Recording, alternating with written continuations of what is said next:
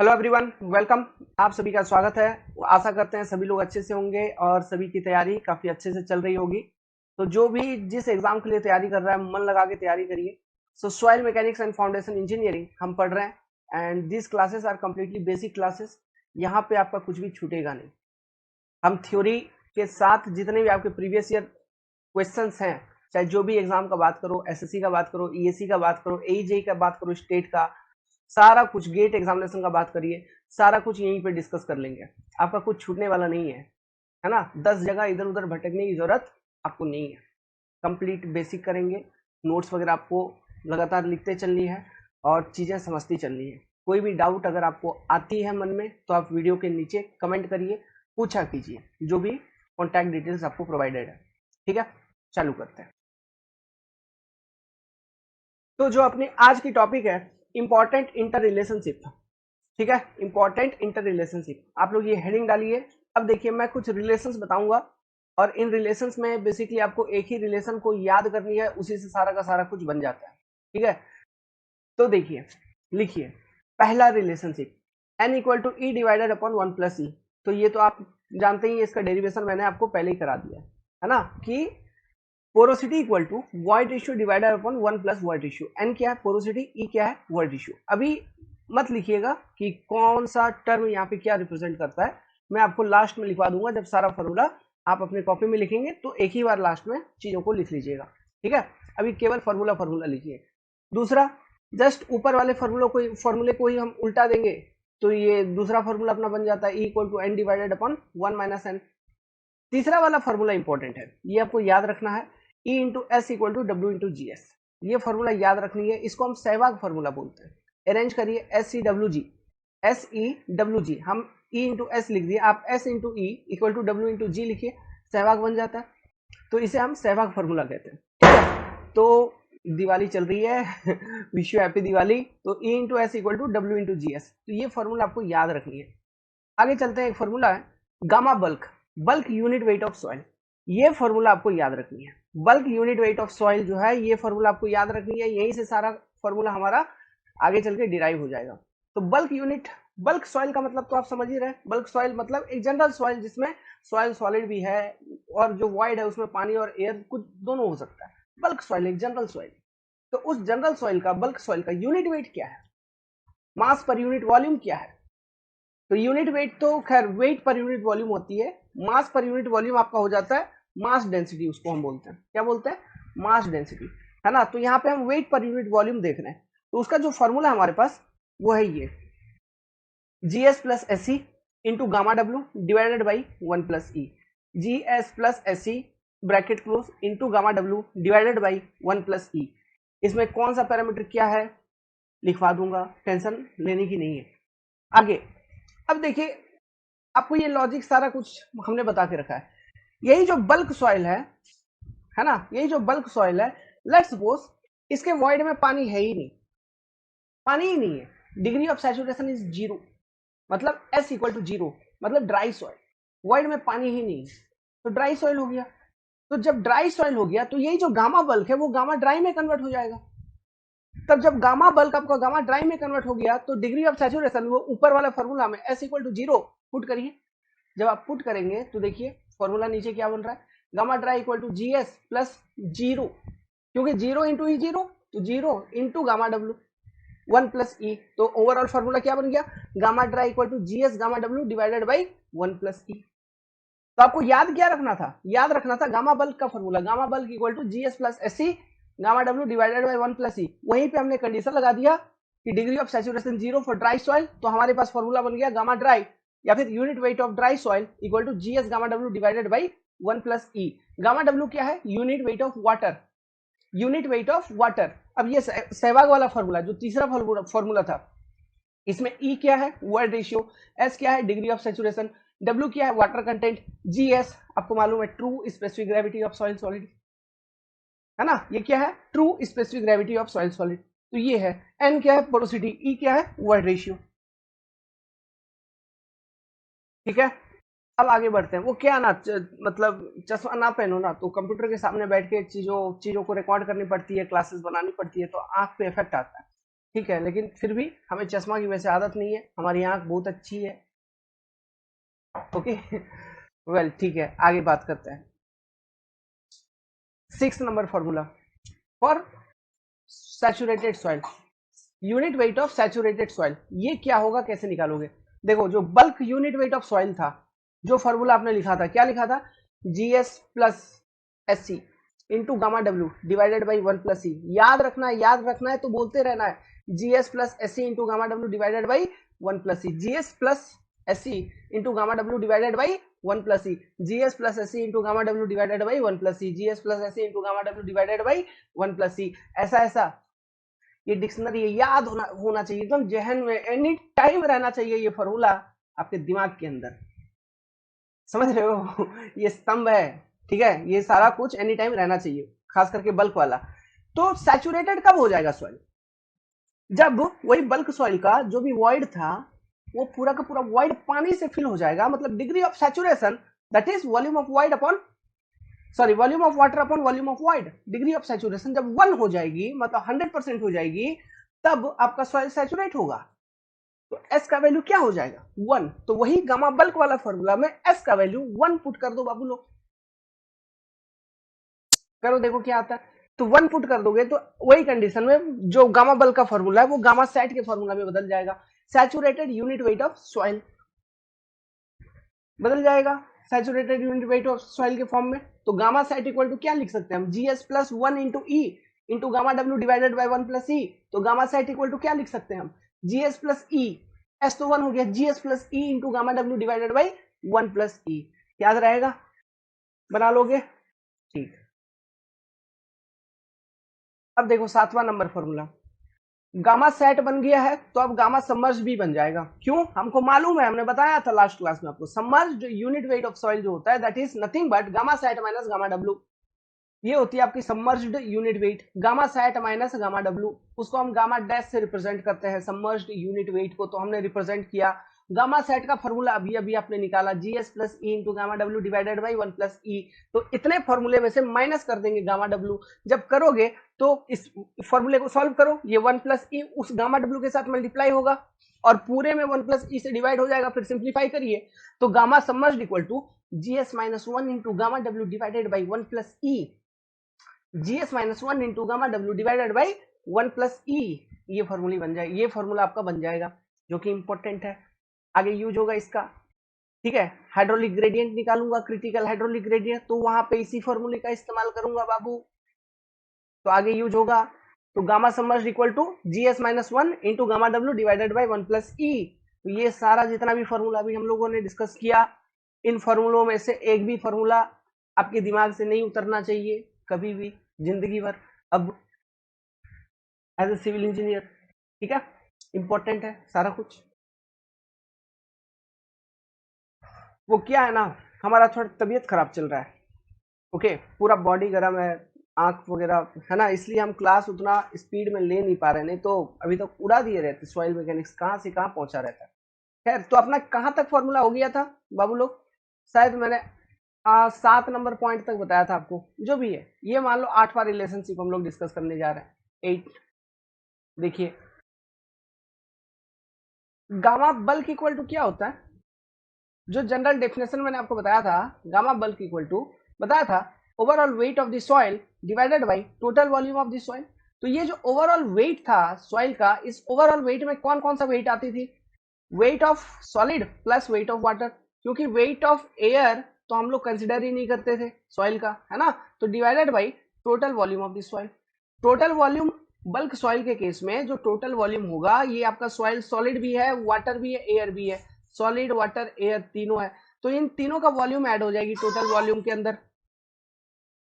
है ना। तो कोई भी बल्क सॉइल में ये तीनों वॉल्यूम इंक्लूड हो जाती है। अब देखो, ये जो इक्वेशन है इसको थोड़ा सा मॉडिफाई करो बाबू लोग। वेट ऑफ सॉलिड को कॉमन निकालो, तो ऊपर से वेट ऑफ सॉलिड अगर मैं ऊपर से कॉमन निकालूं तो अंदर क्या बचेगा? 1 plus weight of water upon weight of solid बचेगा, divided by volume of soil. थोड़ा सा रीअरेंज करता हूं, weight of solid upon volume of soil into 1 plus weight of water upon weight of solid. क्या होता है? What do you mean by weight of water upon weight of solid? मैंने बताया था आपको, इट इज वाटर कंटेंट। एक minute यार वो क्या है ना, दिवाली का समय है, बच्चों का शैतानी कभी बंद नहीं होता। हम लोग भी बचपन में थे तो शैतानी करते होंगे, बड़े को परेशान करना फर्ज था हमारा, तो धर्म था, है ना। वो नहीं करे तो कुछ मतलब मजा ही नहीं लगता था। तो वही परेशानी अभी जो अगल बगल के बच्चे हैं, हमारे घर के अगल बगल, तो वो लोग कि भैया किसी तरह आओ बाहर, हमारे साथ बम फटाओ। हाँ, तो छोड़ो यार, नहीं करना अभी हमको, नहीं जाना उनके साथ बम फोड़ने के लिए। तो बाबू लोग आगे बढ़ते हैं। तो ये 1 प्लस वाटर कंटेंट, तो देखो ये WS/V, ये जो V है इसको as a total volume of soil consider करिए, है ना। टोटल वॉल्यूम ऑफ सॉइल, कोई भी एक सॉइल है उसका टोटल वॉल्यूम। अब ये WS/V, अगर मैं केवल इसको देखूं तो क्या मैं इसे गामा ड्राई लिख सकता हूं? Gamma dry into 1 plus water content, बिल्कुल लिख सकता हूं। ठीक है, बस यहां पे यही हो गया कि ये जो V है ये ड्राई सॉइल का वॉल्यूम हो गया।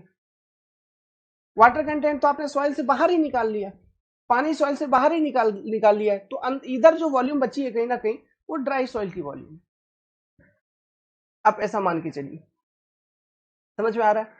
तो ये आपका एक एक्सप्रेशन इस तरह से प्रूव होता है। बड़ा सिंपल सा प्रूफ था, मैंने आपको प्रूफ करके दिखा दिया। तो जो एक्सप्रेशन बनी अपनी, वो क्या बनी? वो बनी finally gamma bulk equal to gamma dry 1 plus water content, या फिर आपको गामा ड्राई निकालना होगा।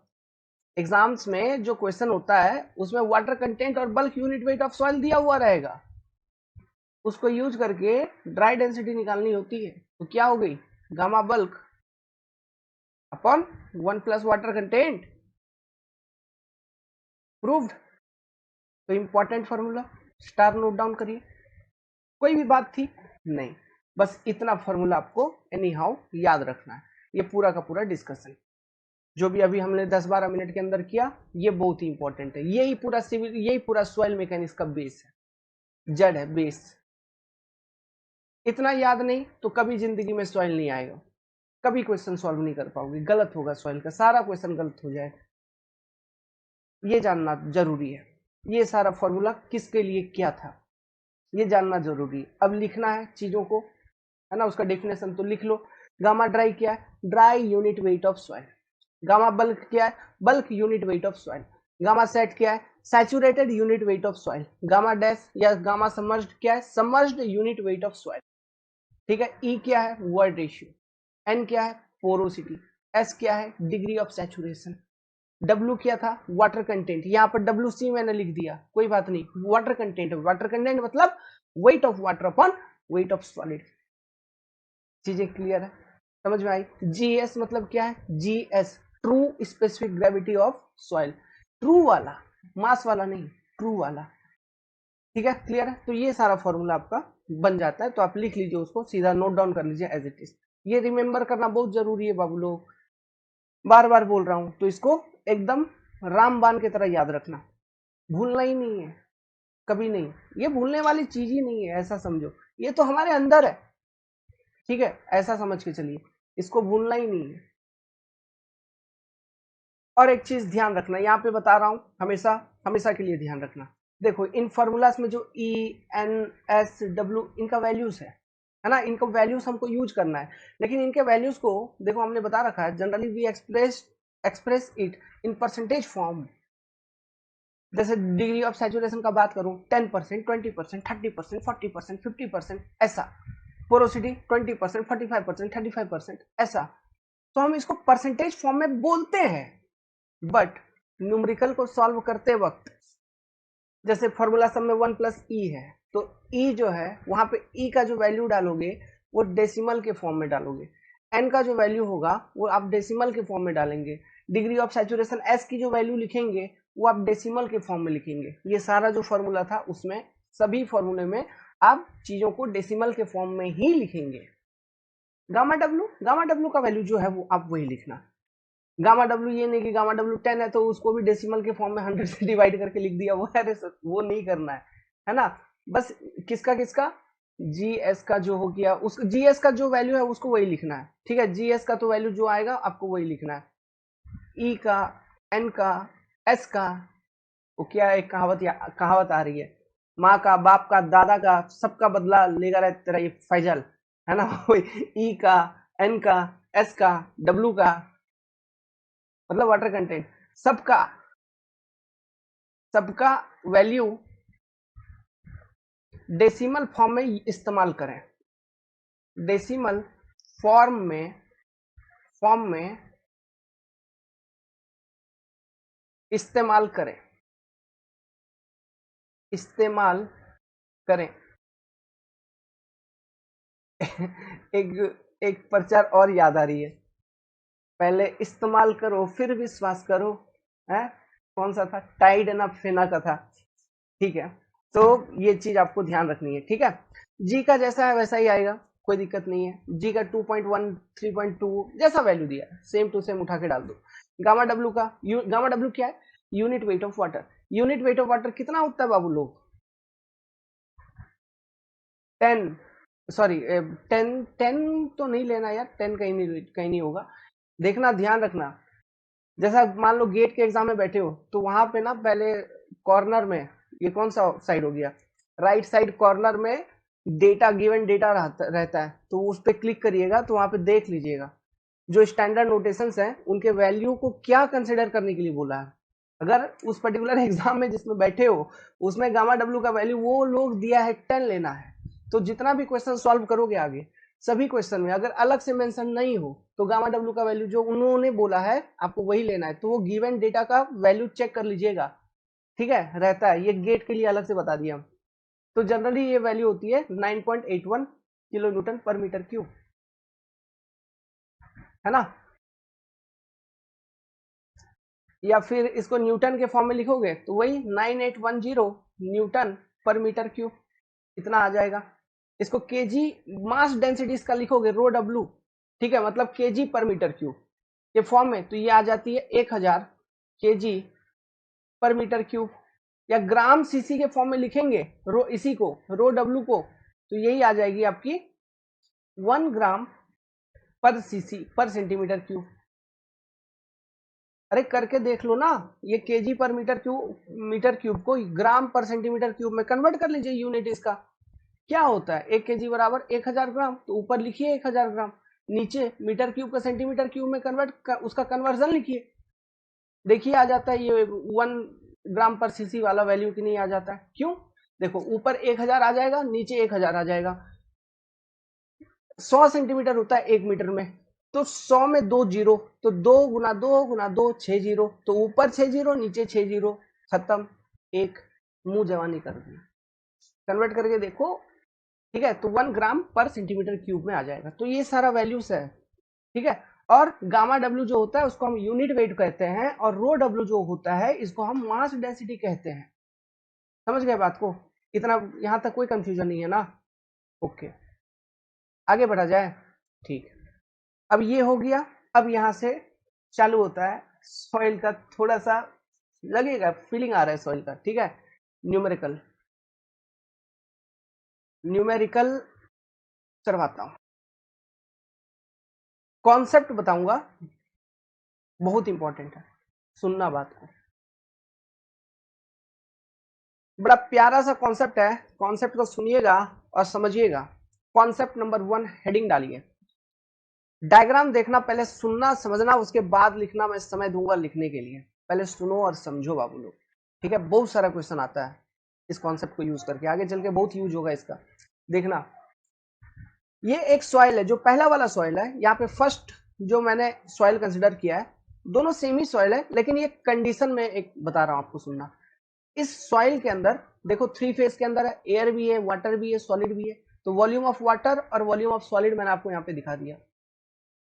कॉन्सेप्ट ऑफ कॉम्पैक्शन है ये, कॉम्पैक्शन कहने का मतलब है जब आप इस सॉइल के ऊपर लोड लगाओगे, ठीक है, लोड लगाओगे और सॉइल को कॉम्पैक्ट करेंगे, कॉम्पैक्शन करने का कोशिश करेंगे, ठीक है। अभी इस पर्टिकुलर कंडीशन में, पहला कंडीशन में, है ना, जब आप कॉम्पैक्शन नहीं कर रहे थे उस समय जो वॉल्यूम ऑफ एयर था वो था ये, वॉल्यूम ऑफ एयर इतना था। तो जो टोटल वॉल्यूम ऑफ वॉइड है इस पर्टिकुलर केस में, जो टोटल वॉल्यूम ऑफ वॉइड है, वॉल्यूम ऑफ वॉइड, अभी पहला केस पे ही चल रहा हूं, वॉल्यूम ऑफ वॉइड वो कितना आपका, वॉल्यूम ऑफ वॉइड जो है वो है आपका VV equal to volume of air plus volume of water, इतने के बराबर है वॉल्यूम ऑफ वॉइड। जब आप लोड लगाना चालू किए, उसको कॉम्पैक्ट कर रहे हैं, जब आप कॉम्पैक्ट करोगे करोगे करोगे करोगे तो क्या कमेगा, सॉइल से क्या रिमूव हो रहा है, क्या चीज रिमूव हो रहा होगा। जब हम कॉम्पैक्शन करेंगे सॉइल के अंदर, सोचना जो सॉइल सॉलिड है ना वो एक दूसरे के करीब आना चालू हो जाएंगे, तो जो फ्री स्पेसेस हैं वो एलिमिनेट होंगे, वही रिमूव होंगे, मतलब जो एयर वाला पोर्शन है वो रिमूव होगा। मतलब जब सॉइल आपकी कॉम्पैक्टेड हो जाएगी, अंडर कॉम्पैक्टेड कंडीशन, तो उसका मुझे ये बताओ वॉल्यूम जो है वो जो पहला था वैसा वैसा ही रहेगा। मतलब पहले केस में volume of soil at stage 1, ये वाला कंडीशन 1 मैंने ले रखा, तो volume of soil at stage 1 क्या है, volume of air plus volume of water plus volume of soil solid. ये मान लीजिए स्टेज 2 है, तो volume of soil at stage 2 क्या होगा ये मुझे बतानी है। लेट्स सपोज कि soil is your compacted at stage 2, soil is your compacted. तो कॉम्पैक्टेड का मतलब मैंने आपको बताया है कि जो एयर वॉइड्स है वही केवल रिमूव होंगे।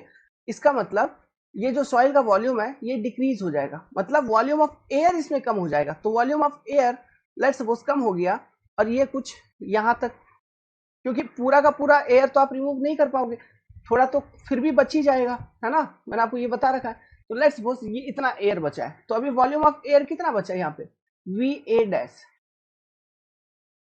तो वी टू इक्वल टू क्या होगा, V A dash plus V W plus volume of solid. तो इसका मतलब यहां से ये V1 और V2 का इक्वेशन लिख के हम क्या समझ पा रहे हैं, हम ये समझ पा रहे हैं कि after compaction, after compaction,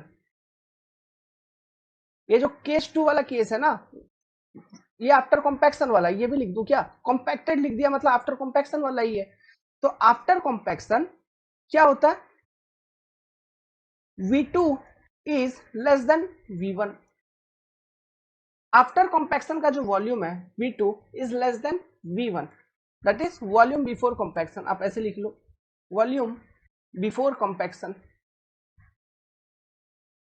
before compaction.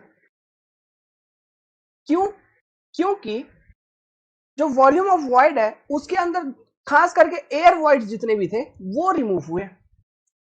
Volume of void के अंदर पानी भी होगा, वो रिमूव नहीं हुआ, वो रिमूव नहीं हो रहा है। देखो यहां रिमूव करवाया क्या केस 2 में, कॉम्पैक्शन में नहीं, केवल एयर रिमूव हो रहा है, पानी आपका रिमूव नहीं हो रहा है। तो कहीं ना कहीं हम ये समझ रहे हैं कि कॉम्पैक्शन करने के बाद जो सॉइल की ओवरऑल वॉल्यूम होती है वो डिक्रीज हो रही है, वो क्या हो रही है, डिक्रीज हो रही है। तो जब सॉइल की ओवरऑल वॉल्यूम डिक्रीज होती है तो वेट पर यूनिट वॉल्यूम मेरे को बताओ इंक्रीज होगी। अच्छा यहाँ पे वेट चेंज हो रहा है कि नहीं, ये बताओ, वेट इसमें चेंज हो रहा है कि नहीं, स्टेज 1 से स्टेज 2 पे जब आ रहा है तो इस पर्टिकुलर सॉइल मास का वेट चेंज होगा कि नहीं, वॉल्यूम तो डिक्रीज हो गया, ये चीज तो आपने देखा, लेकिन वेट में रिडक्शन हो रही है कि नहीं, देखो जरा, वेट कांस्टेंट है ना, यहाँ पे जो भी वेट था W, यही सेम वेट यहाँ पर भी होगा। क्यों, एयर वॉइड का वेट से हमको क्या लेना देना है, सॉइल का जो वेट होगा it will be wait of solid plus weight of water. तो वेट ऑफ, तो जितना सॉलिड पहले था उतना सॉलिड अभी भी है। कॉम्पैक्शन आप करोगे जब सॉलिड का तो कुछ नहीं बिगड़ेगा। क्यों, because solids are considered to be incompressible in nature, solids are considered to be incompressible in nature. और हम यहाँ पे कॉम्पैक्शन कर रहे हैं, तो कॉम्पैक्शन में हमारा ऑब्जेक्टिव होता है केवल एयर वॉइड को रिमूव करना। वाटर का अगर रिमूवल वाला कॉन्सेप्ट है तो वो है कॉन्सोलिडेशन। तो यहाँ पे जो कॉन्सेप्ट अभी हम डिस्कस कर रहे हैं ये कॉम्पैक्शन का डिस्कशन कर रहे हैं, है ना, कॉन्संट्रेशन पे है नहीं। तो आपको केवल एयर वॉइड के रिमूवल पे कंसंट्रेट करना है, ठीक है। इसी कंडीशन, इसी सिनेरियो को कंसीडर करते हुए एग्जामिनेशन में क्वेश्चन पूछे जाते हैं, कन्वेंशनल ऑब्जेक्टिव सारा का सारा क्लियर है। तो weight of soil will remain constant, wait of soil will remain constant, ये समझ में आया,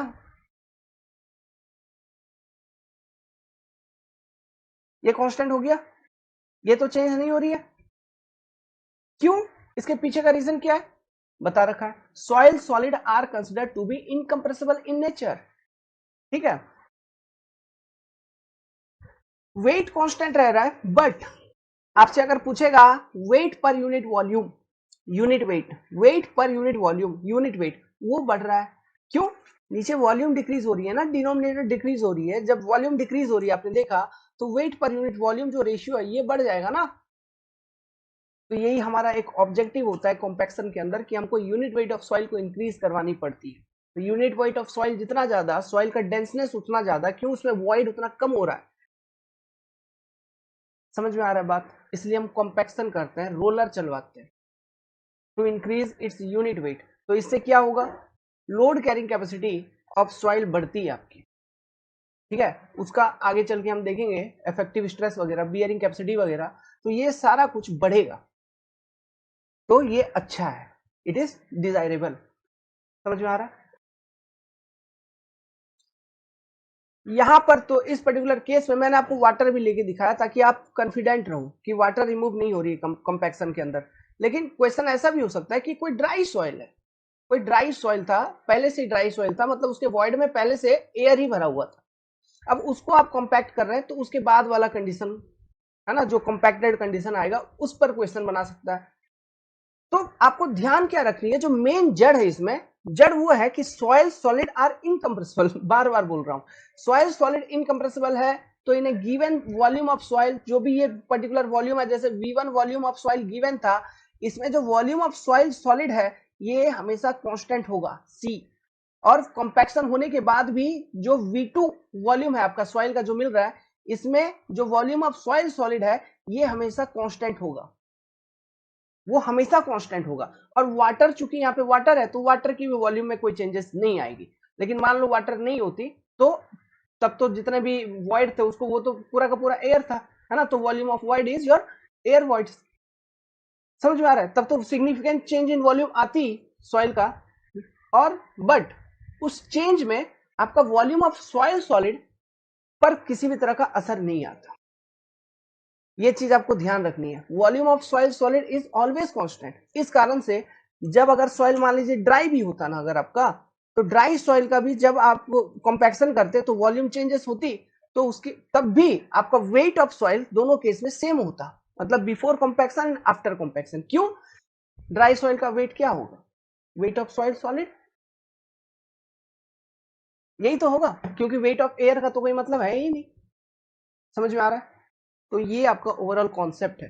तो आप पहले इस वाले पेज को लिखिए, फिर अभी जो सॉलिड के बारे में बताया मैंने, इसको मैं नेक्स्ट पेज पे लिख दूंगा, तो आप उसको भी नोट डाउन करिएगा, फिर हम लोग न्यूमेरिकल सॉल्व करेंगे। तो आप अभी इस पेज में जितना भी चीज बना हुआ है, आप इसको अच्छे तरीके से वीडियो को पॉज करके लिखिए।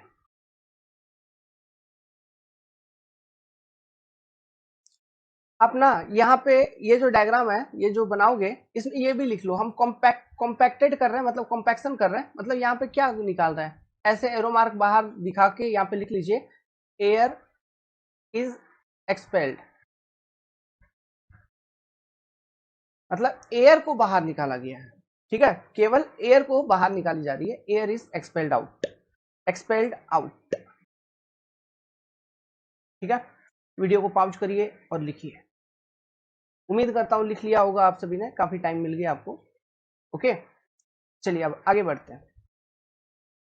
तो यही जो कॉन्सेप्ट मैंने अभी आपको बताया ना, इसी के बारे में लिखिए, soil solid is incompressible in nature. ये हम कंसिडर करते हैं सॉइल मैकेनिक्स के अंदर, ये एजम्पशन है अपना, ये एजम्पशन है। Soil solid is incompressible in nature, आप कितना भी लोड लगाओ, कुछ भी लगाओ, फॉर ए गिवन वॉल्यूम, उसमें जो वॉल्यूम ऑफ सॉइल, जो उसमें सॉइल सॉलिड है, उसका कुछ भी नहीं बिगड़ा है हमेशा। ठीक है, soil solid is incompressible in nature, that is no change in volume of soil solid will occur. Soil solid के वॉल्यूम में किसी भी तरह का चेंज नहीं आएगा कभी भी, that is volume of soil solid is constant.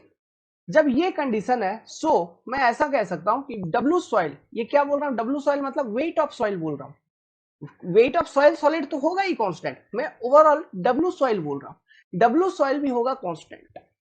Before and after compaction. कौन सा कंडीशन मैंने यहां पे ले लिया, ध्यान से चीजों को, जो कंडीशन मैं यहां पे आपको बताते चल रहा हूं वही कंडीशन के करस्पॉन्डिंग न्यूमेरिकल कॉन्सेप्ट बनेंगे। W soil is constant before and after compaction। मैं ये compaction के लिए बात कर रहा हूं। W soil क्यों constant, क्योंकि बिकॉज इसका रीजन अगर मैं यहां पे लिखूं, वॉल्यूम ऑफ सॉइल आपका constant, so weight of soil, sorry wait of soil solid is constant, so weight of soil solid, soil solid लिख देता हूं पूरा का पूरा, इज ऑल्सो कांस्टेंट। ये चीज हो गई। अब बोलोगे वेट ऑफ वाटर, अरे compaction is the process of expulsion of air out, expulsion of air from the soil. Compaction में हम पानी पे वाटर वाटर वाटर वाटर की जो पोर्शन रहती है वॉइड में, उसके साथ किसी भी तरह का छेड़खानी नहीं होने देते, वो कंसोलिडेशन की बात है। तो अभी तो हम कॉम्पैक्शन की बात कर रहे हैं, तो कॉम्पैक्शन में हमको केवल एयर को रिमूव करवानी थी, है ना। तो अगर वेट ऑफ, अगर पानी है भी तो उसका भी वेट में कोई चेंज नहीं आया होगा इन जनरल। इन जनरल अब यहां पे मैंने क्यों जोड़ दिया, लॉजिक है। अगर मान लो क्वेश्चन में कह दिया कि सॉइल आपका ओवन ड्राई है, सॉइल क्या है, ओवन ड्राई है, अगर ये कह दिया है तब आपको ये समझनी है, अगर सॉइल ओवन ड्राई हो चुकी है, ठीक है, एक कोई जनरल कंडीशन था सॉइल का, मान लो ऐसा है, क्वेश्चन का ऐसा सिनेरियो बना दिया, एक जनरल कंडीशन ले लिया जिसमें सॉइल सॉलिड भी है, वाटर भी है, एयर भी है, सब कुछ है। फिर आपको बोला गया कि इसको हमने पहले ओवन ड्राई किया, क्या किया, इसको पहले हमने ओवन ड्राई किया फिर कॉम्पैक्शन किया। सोचो, ओवन ड्राई करोगे क्या होगा, सॉइल से पानी निकल जाएगा, सॉइल से क्या हो गया, पानी निकल गया, पूरा का पूरा सॉइल ड्राई हो गया। फिर आपने लोड लगाया, तो अब पूरा का पूरा चूंकि पानी निकल गया था, तो जो वॉल्यूम ऑफ वॉइड थी वो पूरा एयर से फिल्ड हो गई थी। अब जब आप लोड लगाओगे तो वो पूरा का पूरा वॉल्यूम ऑफ वॉइड दबेगा। तो ऐसे केसेस में क्योंकि पहले पानी था, ओवन ड्राई किया तो पानी रिमूव हो गया, तो वेट भी कांस्टेंट नहीं रहेगा, यहाँ पे वेट में भी चेंजेस आ जाएगी। क्यों, सॉइल सॉलिड तो है, उसका वेट तो रहेगा, लेकिन पहले क्या था, फर्स्ट कंडीशन में wait of soil solid plus weight of water, oven dry कर दिया फिर कॉम्पैक्शन कर रहे हो तो weight of soil solid only. तो ये वाला जो वेट है सॉइल सॉलिड वाला, ये तो इन दोनों के सम से कम है ना, तो यहाँ पे वेट में भी चेंज आ गई, वॉल्यूम में भी चेंज आ गई। समझ में आ रहा है। तो कोई एक जनरल कंडीशन दिया है, फिर बोला है कि ओवन ड्राई किया गया है फिर कॉम्पैक्शन किया है, तो वेट भी वेट भी वहां पे कांस्टेंट नहीं होगा अगर पहले वाटर था तो।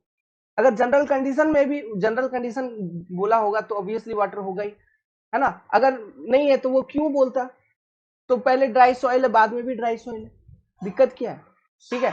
लेकिन अगर ओवन ड्राई वो मेंशन कर रहा है सवाल के अंदर, कहीं पर भी मेंशन कर रहा है, तो थोड़ा सोचना, ध्यान देना कि पहले कौन सा कंडीशन दिया था, फिर ये ओवन ड्राई क्यों बोल रहा है, उसके बाद फिर क्या दिया है।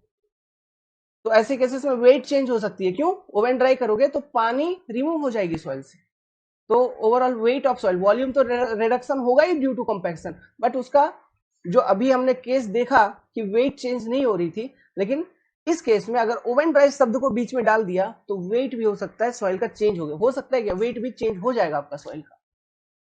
लॉजिक क्लियर है, ठीक है। तो इस चीज को मैं लिख देता हूं कि देखो यहाँ पे मतलब स्टार पॉइंट, कि volume of solid constant, so volume weight of soil solid is constant. Now weight of water WW is also constant, is also remains constant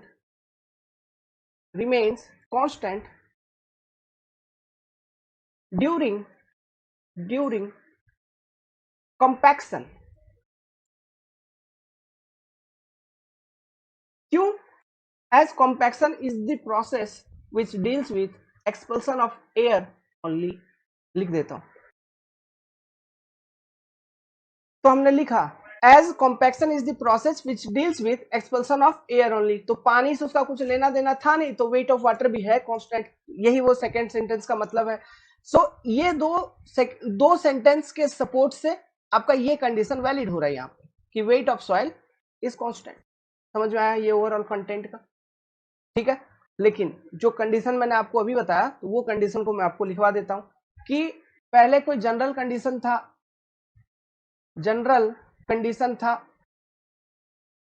general condition था कहने का मतलब है आपका जो वेट थी, total weight of soil, weight soil, इसमें आपका weight of water plus weight of soil solid था, weight of soil solid, S S लिख देता हूं यार, एस एस या डब्ल्यू एस लिखा करो, एक ही चीज समझ जाना, वेट ऑफ सॉइल सॉलिड ये था। बट हुआ क्या, आपने कॉम्पैक्शन करने से पहले इस सॉइल का जो भी है, मान लो कि बड़े फील्ड लेवल पे नहीं, लैबोरेटरी लेवल पे चीजों को देखा जा रहा है, उस पर क्वेश्चन बना के दे दिया है, सैंपल पे ऑब्वियसली दिया जा सकता है, तो ओवन ड्राई कर दिया आपने पहले ही इसी सॉइल को, है ना, ओवन ड्राई कर दिया है, इसी सॉइल को आपने क्या किया, ओवन ड्राई किया है, उसके बाद आपने इसी सॉइल का कॉम्पैक्शन किया है।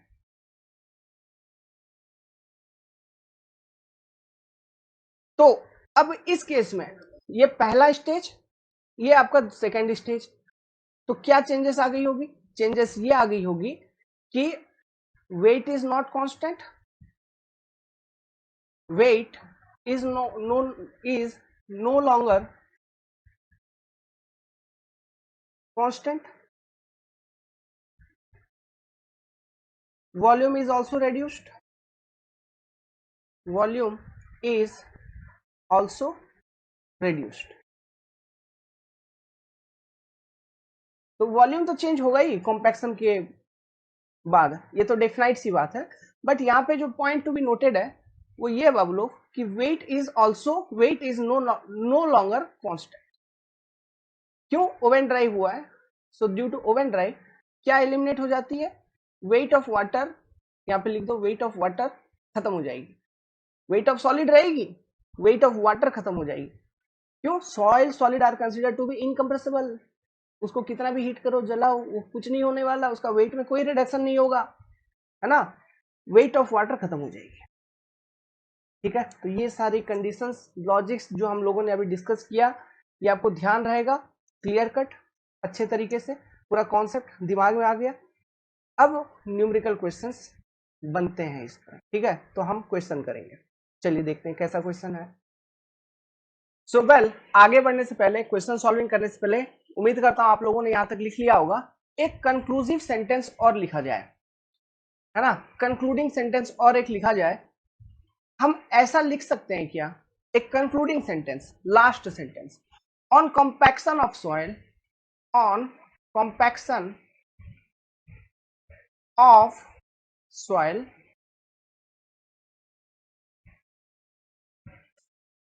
Volume of solid, weight of solid, volume of water and weight of water do not change। जब उनका वॉल्यूम ही चेंज नहीं होगा तो उनका वेट चेंज होगा क्या, नहीं होगा। So weight of soil remains constant, so weight of soil remains constant unless and until it is mentioned that, unless and until it is mentioned that soil is oven dried, unless and until it is mentioned that soil is oven dried, unless and until, UNTILL, until, वही till, soil, glacial soil, till, है ना, unless and until it is mentioned that soil is oven dried। समझ गए बात को, तो ये आपका एक कंक्लूसिव सेंटेंस है, तो ध्यान रखिएगा कि ये ऑन कॉम्पैक्शन है, ये जो सेंटेंस है ये किसके लिए है, ऑन कॉम्पैक्शन के लिए है। तो ये सारा कुछ बेसिक डेवलपमेंट चल रहा है आपका, ओके। आगे बढ़ा जाए, आगे बढ़ा जाए, क्वेश्चन को लिखा जाए, मैंने पहले से लिख के रखी है क्वेश्चन को। देखो ये सब मैं पीडीएफ टाइपिंग कर देता, बट चूंकि मेरा तबीयत थोड़ा खराब है ना, इसलिए ये मैंने टाइपिंग नहीं कर पाया, तो यहाँ पे मैं आपको लिख के ही पढ़ा रहा हूँ, तो निश्चिंत रहे, हैंडराइटिंग थोड़ा इंजीनियर हूँ, ऐसा ही है, कोई मतलब नहीं, कोई दिक्कत नहीं, आपको समझ में आ जाएगा, मैं पढ़ता हूँ, पढ़िए।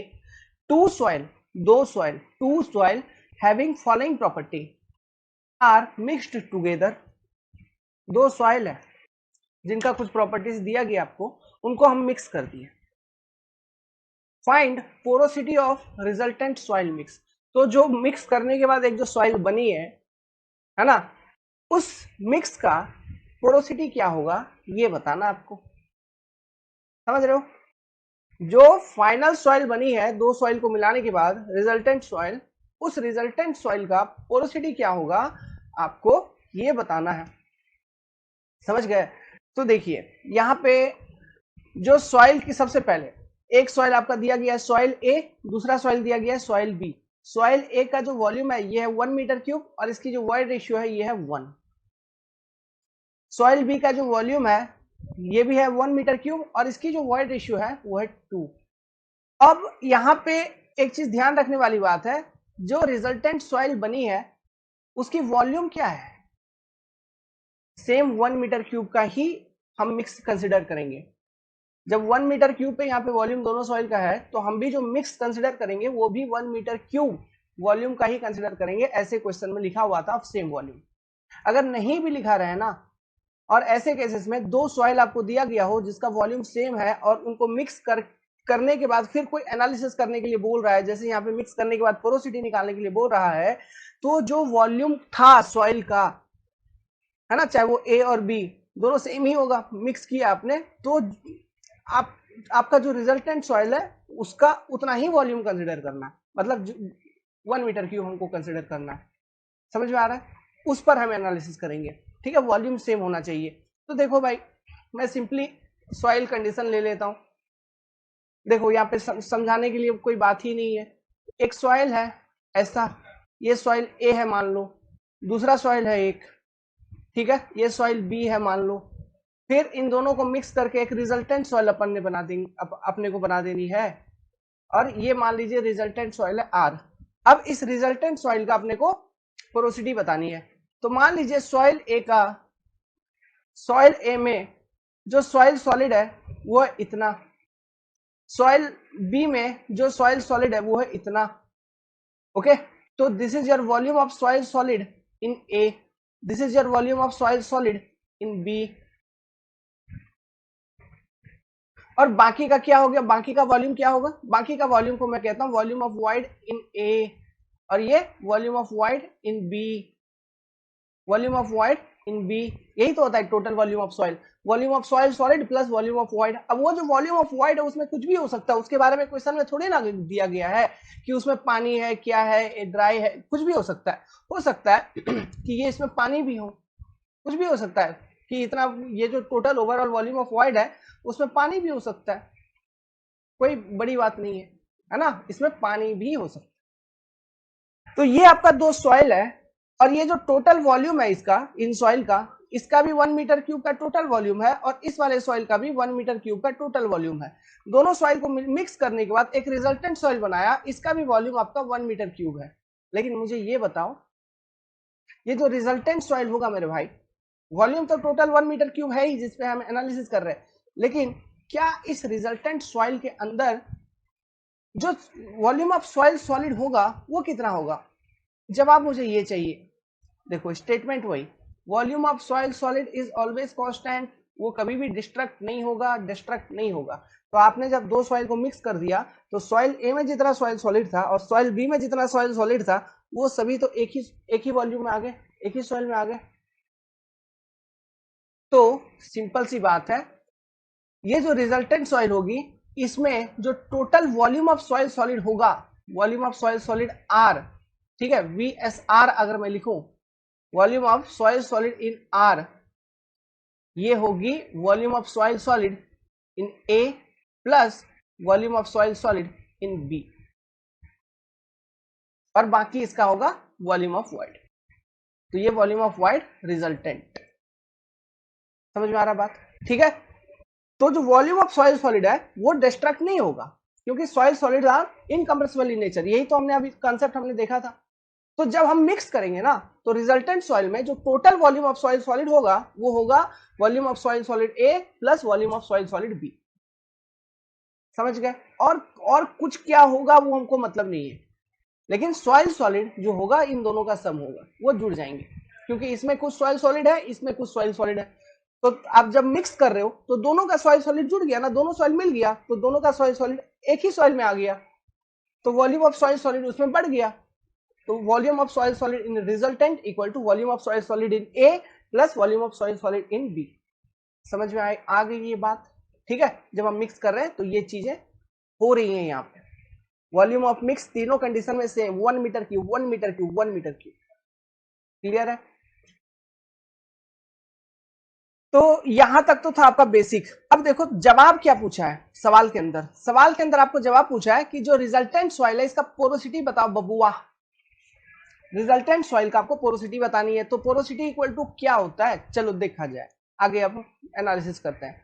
तो पोरोसिटी इक्वल टू, देखना यही बेसिक एनालिसिस इसी तरह से किया जाता है ना। पोरोसिटी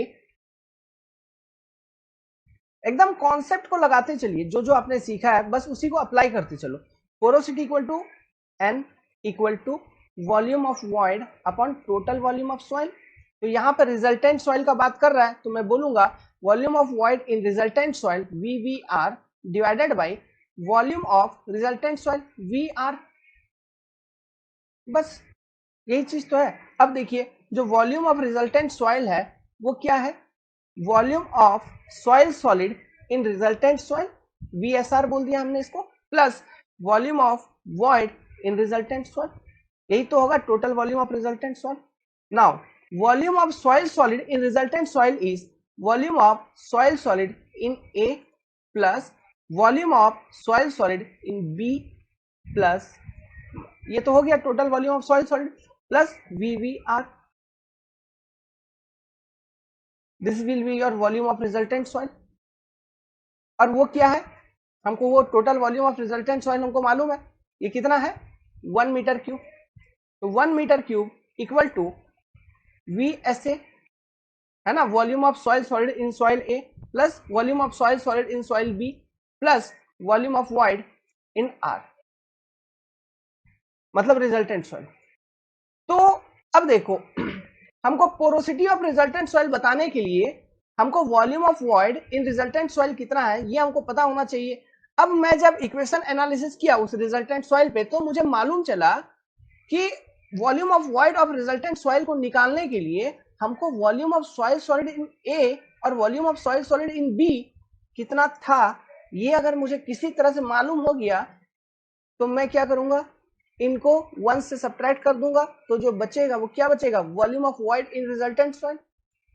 तो जब हमें वो मिल जाएगी तो वही होगी पोरोसिटी की वैल्यू, क्योंकि volume of void in resultant soil divided by 1 equal to porosity. तो हमको क्या करना है, हमको volume of soil solid in A और volume of soil solid in B निकालनी है। तो ये हम कैसे निकालेंगे, तो अब देखिए फिर दिमाग लगाओ क्वेश्चन में क्या डेटा गिवन है। चलो हम volume of soil solid in A का कैलकुलेशन का कॉन्सेप्ट फाइंड आउट करने का कोशिश करते हैं। हमें क्वेश्चन में दिया हुआ है void ratio, void ratio question में ये दिया हुआ है वॉइड रेशियो जिसका वैल्यू है E। तो वॉइड रेशियो इक्वल टू क्या होता है, volume of void upon volume of soil solid. This is your void ratio किसी भी सॉइल के लिए। तो जैसे यहाँ पे आपका वॉइड रेशियो कितना दिया हुआ है सॉइल A और सॉइल B के लिए, आप देख लीजिए जरा एक बार सवाल को। आप क्या, आप तो देखे ही होंगे, आप तो नोट डाउन कर रहे हैं, हमको देखना है सॉइल A का वॉइड रेशियो 1 और सॉइल B का वॉइड रेशियो 2 और दोनों का जो टोटल वॉल्यूम है ये भी आपको 1 मीटर क्यूब दिया हुआ है। तो चलो अब जरा एनालिसिस करते हैं। ठीक है, अब volume of soil solid calculate करने का कोशिश करते हैं। तो देखिए, तो सॉइल ए पे एनालिसिस किया जाए तो सॉइल ए का total volume of soil A will be equal to what, volume of soil solid A plus volume of void A. ठीक है, अब देखिए हमको void ratio of soil A equal to मालूम है, ये कितना है 1, और ये रेशियो क्या होगा, volume of soil solid A divided by volume of volume of void A, एक मिनट यार, volume of void A divided by volume of soil solid A, ये होगी रेशियो। तो यहां से हम ये कह सकते हैं, एक रिजल्ट निकाल सकते हैं कि volume of soil solid A equal to volume of void A. हम ऐसे कह सकते हैं। तो ये जो रिजल्ट निकली इसी रिजल्ट को इस वाले इक्वेशन में पुट करो। तो इस वाले एवब इक्वेशन में पुट करोगे तो वॉल्यूम ऑफ टोटल सॉइल ए ये कितना था आपका, ये था आपका 1 मीटर क्यूब। तो 1 मीटर क्यूब इक्वल टू ये क्या होगा, volume of soil solid A, इसको हम ऐसे ही लिख देंगे volume of soil solid A plus volume of void A का वैल्यू हमको मिल गया कितना, volume of soil solid A VSA। तो देखो 1 मीटर क्यूब इक्वल टू कितना, 2 times volume of soil solid A, means volume of soil solid A equal to 1/2, मतलब 0.5 metre cube. बाबू रे बाबू, मालूम चल गया क्या, एनालिसिस कंप्लीट। इसी तरह से सॉइल बी का निकालते हैं। सॉइल बी पे एनालिसिस किया जाए तो सॉइल बी का भी सेम लिखेंगे, सॉइल बी का total volume, volume of soil B will be equal to what, volume of soil solid in soil B plus volume of void in soil B VVB, है ना। तो 1 metre cube equal to volume of soil solid in soil B. ये अब हम कैसे relationship निकालेंगे, देखिए void ratio of soil B आपको गिवन है, EB इक्वल टू क्या होगा, volume of void in soil B divided by volume of soil solid in soil B. तो यहां से हम एक रिलेशनशिप निकाल सकते हैं, 2 times volume of soil solid in B equal to volume of void in B. मतलब जो सॉइल बी है उसमें जो वॉइड का वॉल्यूम है वो कितना है, वो 2 गुना volume of soil solid of soil B. यही तो रिलेशनशिप निकल रहा है इस वॉइड रेशियो वाला मतलब डेटा को यूज करके, समझ रहे हैं, ये सॉइल सॉलिड बी। तो भाई ये इक्वेशन को इसमें सब्स्टिट्यूट कर दो, जब मैं सब्स्टिट्यूट कर दूंगा तो यहाँ पे क्या होगा, volume of soil solid B plus volume of void B की जगह पे मैं क्या लिख दूंगा, 2 times volume of soil solid B. तो ये क्या हो जाएगा फिर final solution, 1 metre cube equal to 3 times VSB। तो volume of soil solid in B equal to 1/3, 0.3333 चलता रहेगा, 0.33333, यही होता है ना 1/3 का मतलब इतना मीटर क्यूब। तो आपको पता चल गया क्या, volume of soil solid in A, volume of soil solid in B पता चल गया। तो जो हमारा पेरेंट इक्वेशन है कौन सा जो हमने बनाया था, ये वाला देखो यार, ये 1 metre cube equal to volume resultant soil के लिए जो बनाया था हमने, for resultant soil, volume of soil solid in A plus volume of soil solid in B plus volume of void in resultant soil, है ना। तो इसमें वैल्यू पुट कर देंगे, 1 से सब्ट्रैक्ट कर देंगे तो क्या volume of void in resultant soil नहीं निकल जाएगा, है ना। Volume of void in resultant soil निकल गया, वही तो पोरोसिटी की वैल्यू होगी, क्यों, उसको तो 1 से डिवाइड करना है बस, तो निकाल लेते हैं। तो volume of void in resultant soil, तो किधर लिखे, आगे एक पेज में लिख लेते हैं। तो volume of void in resultant soil will be equal to 1 metre cube minus volume of what, solid in A minus volume of solid in B which is equal to 1 metre cube minus 0.5 metre cube minus 0.33333 metre cube, ऐसा। तो कितना आ रहा है, calculate करो। अच्छा, एक चीज मेरे दिमाग में आया, कभी कभी ध्यान रखना क्वेश्चन में बेसिकली होता है कि यहाँ पे जैसे कि मैंने अप टू 3 डेसिमल ले लिया है, ठीक है, तो generally up to 2 decimal consider किया जाता है। तो ये 1 3 और हटा के, जब इस तरह का मैटर आ जाती है तो 1 3 और हटा के, है ना, मतलब 2 डेसिमल तक कंसिडर करूंगा, क्यों, ये 0.50 ऐसा लिखूंगा ना, 0.50 माइनस 0.33, ऐसा। एक चीज ध्यान रखना, ये चीज ध्यान रखना, जनरली ऐसा, नॉर्मली आपको ऐसा कंसिडर करना है, बट एग्जाम में क्वेश्चन को ध्यान से पढ़ना, उसमें लिखा जाता है कभी कभी कंसिडर अप टू 3 डेसिमल, खास करके गेट वगैरह में, या कंसिडर अप टू 4 डेसिमल, इतना डेसिमल तक कंसिडर करिए, वहां पे स्पेशली मेंशन किया जाता है, तो आपको उसके अकॉर्डिंग काम करना है। तो 1 मीटर क्यूब माइनस 0.5 माइनस 0.33 आप करेंगे तो ये कितना आ जाएगा आपका, सीधा सीधा स्ट्रेट फॉरवर्ड आ जाएगी 0.17। तो इतना metre cube will be volume of void in resultant soil. Therefore, porosity equal to volume of void in resultant soil divided by volume of resultant soil, which is equal to 0.17 divided by 1, इतना metre cube into 100, क्योंकि porosity को हम basically percentage में express करते हैं, है ना। Express way of expression is in percentage. तो ये कितना आ जाएगा, इंटू 100 करोगे तो 17%, 17%। सो दिस इज ये एन वैल्यू। तो एक बार पोरोसिटी निकल गई तो इसे और क्या निकाल सकते हो, रिजल्टेंट सॉइल का वॉइड रेशियो निकाल सकते हो, है ना। आप वॉइड रेशियो यहां से कैलकुलेट कर सकते हैं, क्योंकि एन निकल गई तो void ratio equal to e equal to n divided by 1 minus n into 100। मतलब यहाँ पे जो n का वैल्यू हम यूज करेंगे, ये सीधा डेसिमल वाला जो आया था हमारा n क्या आया था इन डेसिमल फॉर्म, मतलब 17% ऐसे आया ना, तो डेसिमल फॉर्म में क्या आएगा 0.17। तो आप यहाँ पे पुट करिए 0.17 डिवाइडेड बाई 1 माइनस 0.17 इंटू 100। तो चेक करो ये कितना आ रहा है, ये आ जाएगा आपका सीधा का सीधा 20%। तो पोरोसिटी निकल गया, वॉइड रेशियो निकल गया। अब और भी बहुत सारा चीज निकाल सकते हो। एक चीज अगर और दिया रहता ना तो बहुत काम हो जाता, मतलब कुछ भी यूनिट वेट वगैरह भी कैलकुलेट कर लेते। क्या, सॉइल सॉलिडिटी स्पेसिफिक ग्रेविटी,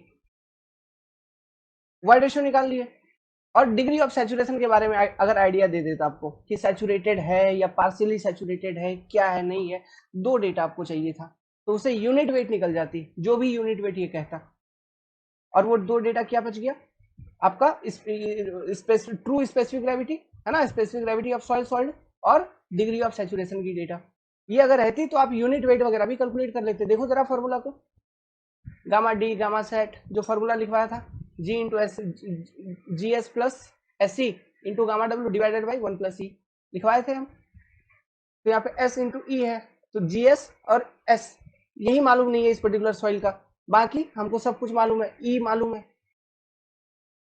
कभी कभी एग्जाम में ऐसे क्वेश्चन आएंगे जहां पे स्पेसिफिक ग्रेविटी को एज्यूम करना होता है, तो आप जनरली 2.65 एजम्पशन लेना। क्या लोगे, 2.65 का आसपास का एजम्पशन लेना। समझ में आ रहा है, स्पेसिफिक ग्रेविटी कभी एज्यूम करना पड़े तो 2.65 स्टैंडर्ड राउंड फिगर है, आप इसको एज्यूम कर लेना। और गामा डब्ल्यू का तो वैल्यू हमको मालूम ही है, 9.81 किलो न्यूटन पर मीटर क्यूब। तो यूनिट वेट वगैरह भी यहाँ पे कैलकुलेट हो जाती अगर ये दो डेटा और दिया हुआ होता तो हमें। तो उम्मीद करता हूं ये पर्टिकुलर क्वेश्चन आपको समझ में आया होगा। ठीक है, अगला क्वेश्चन सॉल्व करते हैं, 5 मिनट रुक जाइए। एक्चुअली एक क्वेश्चन करना था, ठीक है, तो ये जो अब क्वेश्चन है ना, ये मैं नेक्स्ट वाले क्लास में शिफ्ट करता हूँ, क्योंकि अभी थोड़ा इंटरनल फीलिंग अच्छा नहीं लग रहा है। ओके, मतलब तबीयत हमारी उतना ठीक नहीं है। नेक्स्ट क्लास में हम यहाँ से कंटिन्यू करेंगे, उतना फ्रेश फील नहीं हो रहा। तो उम्मीद करता हूँ यहाँ तक आपने कंसेप्ट को लर्न किया है, आपको यहाँ तक चीजें समझ में आई।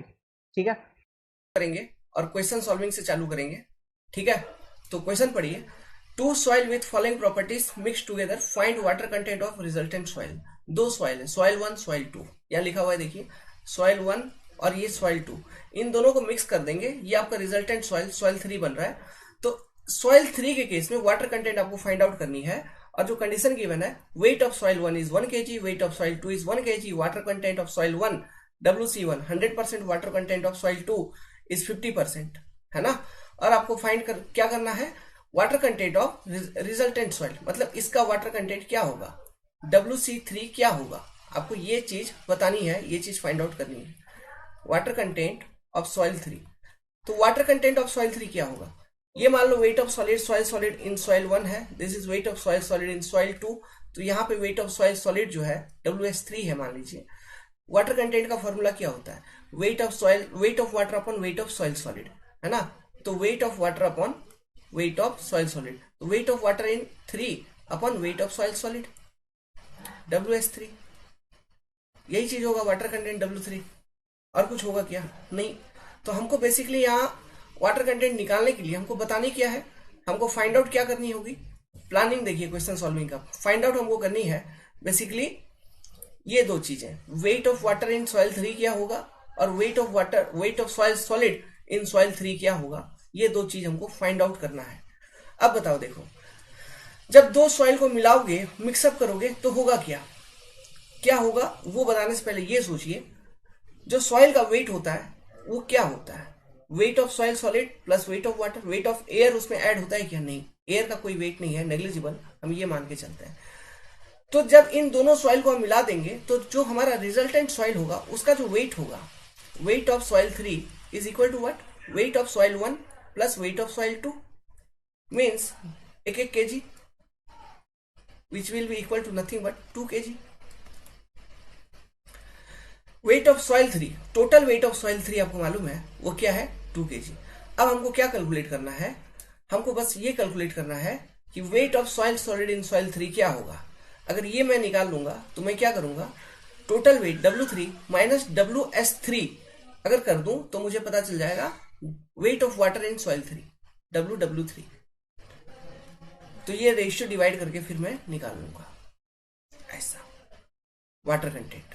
ये मेरा प्लान है क्वेश्चन सॉल्विंग का, इस क्वेश्चन को। तो चलिए इसको सॉल्व करते हैं अब। तो इसके लिए अब मेरे पास डेटा क्या है, 2 सॉइल है। 2 सॉइल में हमको हर एक सॉइल का वेट मालूम है और हर एक सॉइल का वाटर कंटेंट मालूम है। तो इसको कैसे यूज कर सकता हूं मैं, इसको ऐसे यूज कर सकता हूं। देखिए मैं यहां पे ऐसे बना देता हूं, ठीक है, 1 मिनट रुक जाओ। ये सॉइल 1 है, इधर सॉइल 2 है और इधर अपना रिजल्टेंट वाला सॉइल है, तीसरा सॉइल है।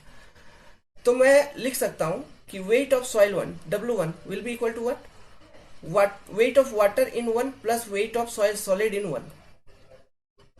सिमिलरली W2 को लिखा जा सकता है, थोड़ा लैग करेगा पता नहीं क्यों, wait of water in 2 plus weight of soil solid इन 2। उसी तरह से W3 को भी हम लिख सकते हैं, W3 को हम लिख सकते हैं wait of water in 3 plus weight of soil solid in 3। ठीक है, अब देखिए वाटर कंटेंट 1 इक्वल टू 100%, मतलब weight of water 1 by weight of solid 1 is your 1। इसका मतलब क्या हुआ कि weight of soil solid in 1 WS1 is equal to nothing but WW1। Now using this relationship और इक्वेशन 1 में अगर पुट कर दें तो हम लिख सकते हैं 1 kg is equal to what, अब वेट ऑफ वाटर 1 की जगह WS1 पुट कर दो, is equal to nothing but 2 times weight of solid 1, weight of soil solid in soil 1। इसका मतलब क्या हुआ कि weight of soil solid in soil 1 is what, 1/2 means 0.5 kg। क्या ये कैलकुलेट हो गया? इसी तरह से हम ये कैलकुलेट कर लेंगे, यहां पर water content in soil 2 WC2 का वैल्यू क्या है 50%, मतलब 0.5। इसका मतलब 0.5 is equal to what, 0.5 is equal to weight of water 2 by weight of solid 2 means weight of water 2 is, weight of water in soil 2 is equal to 0.5 into WH2। Use this equation means 1 kg, पता नहीं क्यों 1 minute रुक चाहिए, lag कर रहा पता नहीं क्यों, means 1 kg is equal to 1.5 WH2।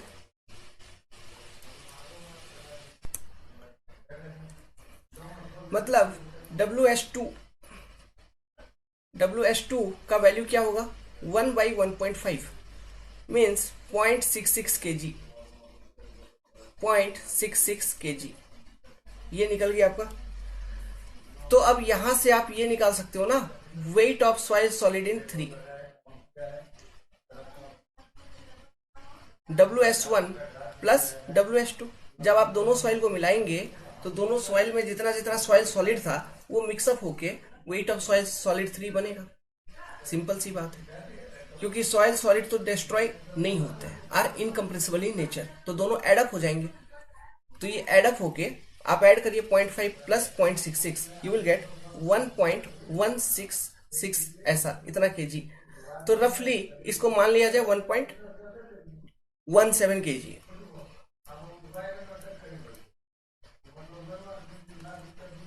Approximate अगर हम वैल्यू इसको डिसाइड कर दें तो 1.17 kg आपका आ गया weight of soil solid in 3। So what is your weight of water in 3?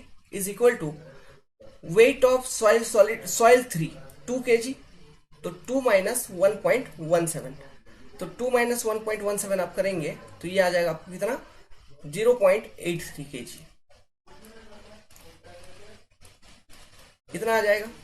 सो ये अगर इतना आ गया तो आप वाटर कंटेंट 3 निकाल लोगे इजीली। कैसे निकाल लोगे?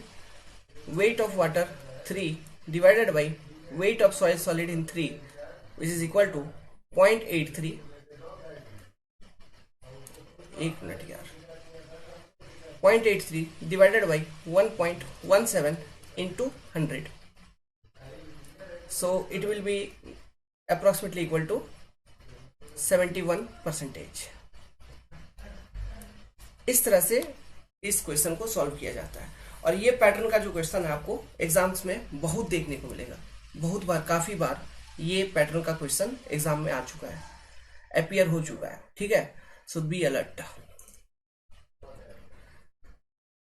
अब देखिए एक कॉन्सेप्ट मैं आपको समझाने जा रहा हूं कॉम्पैक्शन से रिलेटेड। ये भी एक इंपॉर्टेंट कॉन्सेप्ट है और ये चीज मैंने आपको इससे पहले क्लासेस में बता रखा है। ठीक है, लेकिन इसको यहां पर भी एक बार समझ लीजिए क्योंकि एक क्वेश्चन हम करने जा रहे हैं अभी। इस पैटर्न पर भी क्वेश्चन आता है एग्जाम में। ठीक है, देखिए लेट्स सपोज कि एक बोरो एरिया है। बोरो एरिया मतलब वो एरिया होता है जहां से आप मिट्टी लोगे फॉर एनी कंस्ट्रक्शन पर्पस।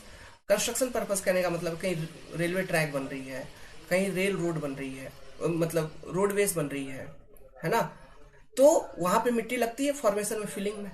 तो फिलिंग में मिट्टी कहां से लाएंगे? कहीं से बोरो करके लाएंगे, मतलब एक्सावेट करके लाएंगे। तो यहां से आप एक्सावेट करके लेके जाओ। लेट्स सपोज कि आप ये बोरो एरिया से 100 मीटर क्यूब का मिट्टी एक्सावेट कर रहे हैं। एक्सावेट करने के बाद आपने जहां पर भी फिलिंग किया है, ठीक है, कंस्ट्रक्शन साइट जो भी आपका है, वहां पे आप इस मिट्टी को डालोगे, 100 मीटर क्यूब का मिट्टी डालोगे। तो कंस्ट्रक्शन साइट पे हमको कॉम्पैक्शन करना होता है, दबाना होता है। तो जब दबाएंगे तो मुझे ये बोलिए कि जो वॉल्यूम ऑफ सॉइल होगा, आपने same 100 metre cube of soil आपने बोरो एरिया से बोरो किया और यहाँ पे लाके फिलिंग किया, तो क्या यहाँ पे volume of soil same 100 metre cube होगा या कम होगा? ऑब्वियसली जब आप कॉम्पैक्ट करेंगे, जो एयर का क्वांटिटी है सॉइल से, उनके वॉइड से, वो रिमूव हो जाएगी, तो वॉल्यूम कम होगी। Volume will get reduced after compaction। After compaction,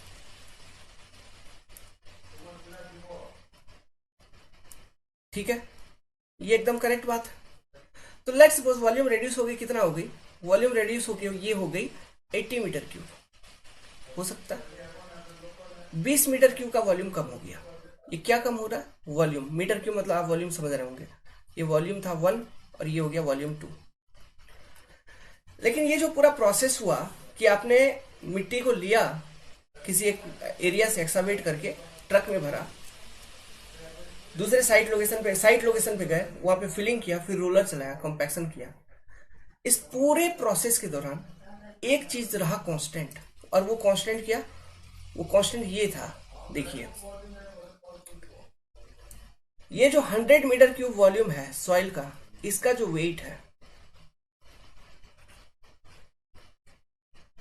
ठीक है, सेम वेट आपको यहां पर भी देखने को मिलेगा। वेट आपकी चेंज नहीं हो रही है, वेट इज कांस्टेंट, केवल वो वॉल्यूम रिड्यूस हो रहा है। क्यों? जब कॉम्पैक्शन कर रहे हैं आप, कॉम्पैक्शन के दौरान एयर वॉइड एक्सपल हो रहे हैं, एयर वॉइड सॉइल से बाहर निकल रहे हैं। सॉइल सॉलिड तो बाहर नहीं जा रहा है कहीं, जितना सॉइल सॉलिड उठाया उतना वहां पर भी है। मान लो अगर उसमें वाटर था तो वो वाटर उधर भी है, क्योंकि compaction is the process related to removal of या expulsion of air voids only. Water अगर रिमूव हो रही है, उस प्रोसेस को हम कंसोलिडेशन बोलते हैं, जो कि अलग चैप्टर है, ठीक है। और कंसोलिडेशन अगर हो रहा होगा तो वहां पे मेंशन होगा सॉइल इज कंसोलिडेटेड, कॉम्पैक्टेड नहीं। तो फिर वहां पे वाटर एक्सपल्सन के थ्योरीज को, कंसेप्ट्स को अप्लाई करने होंगे, जो कि हम कंसोलिडेशन वाले चैप्टर के अंदर पढ़ेंगे। अभी फिलहाल कॉम्पैक्शन पर हम बात कर रहे हैं। तो ऐसे केसेस में आप तो ये समझ गए कि वेट होगा कांस्टेंट। बस ये एक लॉजिक को यूज करके बहुत सारा क्वेश्चंस कैलकुलेट करने के लिए आता है, मतलब बहुत सारा क्वेश्चन सॉल्व करने के लिए आता है। यहाँ से ऑब्जेक्टिव क्वेश्चंस भी बनते हैं इस कॉन्सेप्ट से, और इसी सेम कॉन्सेप्ट से ये कॉम्पैक्शन वाला ये जो कॉन्सेप्ट है, ये बोरो एरिया है ना, बोरो एरिया ऑब्जेक्टिव वाले भी क्वेश्चन बनेंगे आपका, और थ्योरी वाले भी क्वेश्चन, सॉरी मतलब कन्वेंशनल वाले भी क्वेश्चंस आपके यहाँ से बनेंगे। अच्छा क्वेश्चंस बनता है, जैसे कि मतलब जैसे ये वॉल्यूम यहाँ पे कैलकुलेट करने के लिए, ठीक है, हमने तो यहाँ पे 80 मीटर क्यूब बता दिया, लेकिन आपको वहां पे क्या कर देगा, एक ट्रेपेजोइडल क्रॉस सेक्शन का कुछ डिटेल दे दिया, फिर उसका वॉल्यूम कैलकुलेट करने के लिए सिम्पसन्स रूल या फिर ट्रेपेजोइडल रूल भी इंक्लूड करवा देगा, या फिर नॉर्मली भी आप निकाल सकते हो, ऐसा कुछ कोई मेथड अलग डाल के फिर वो V2 कैलकुलेट करवाएगा। फिर उसके बाद आपसे पूछेगा मतलब वॉइड रेशियो निकालो इस केस में, या फिर और कुछ निकालो, ऐसा भी कुछ भी एनी डिटेल वो पूछ सकता है। अलग अलग तरह के क्वेश्चंस आते हैं। हम जब ESC का कन्वेंशनल क्वेश्चन सॉल्व करेंगे या फिर गेट के क्वेश्चन सॉल्व करेंगे, उस समय इस तरह के क्वेश्चंस का सामना किया जाएगा, ठीक है। लेकिन अभी फिलहाल के लिए जो मैंने कॉन्सेप्ट आपको समझाया, इसी बेसिस पे एक बढ़िया क्वेश्चन जो इंजीनियरिंग सर्विस एग्जाम में आया हुआ है उसको मैं आपको सॉल्व करवाता हूं। आप उसे लर्न करिए, समझिए। एक टर्म और यहाँ पे देखिए, ये जो बोरो एरिया से जो मिट्टी आप ले रहे हो, इसको हम जनरली लूज सॉइल कंसीडर करते हैं। This is our loose soil, ठीक है। ये सॉइल मेरा लूज है क्योंकि ये कॉम्पैक्टेड नहीं है। This is your packed soil, या फिर आप इसे कॉम्पैक्टेड सॉइल कहेंगे। इस तरह का टर्म क्वेश्चंस में यूज होगा, ठीक है।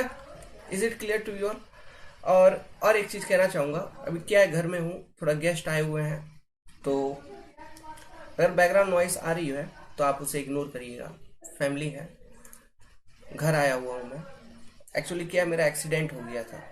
देखिए चोट लगा, इधर भी चोट लगा, इधर यहाँ पे है ना, फॉर्मेशन पे गिर गया था, तो एक्सीडेंट हो गया था, इसलिए अभी आया हूँ।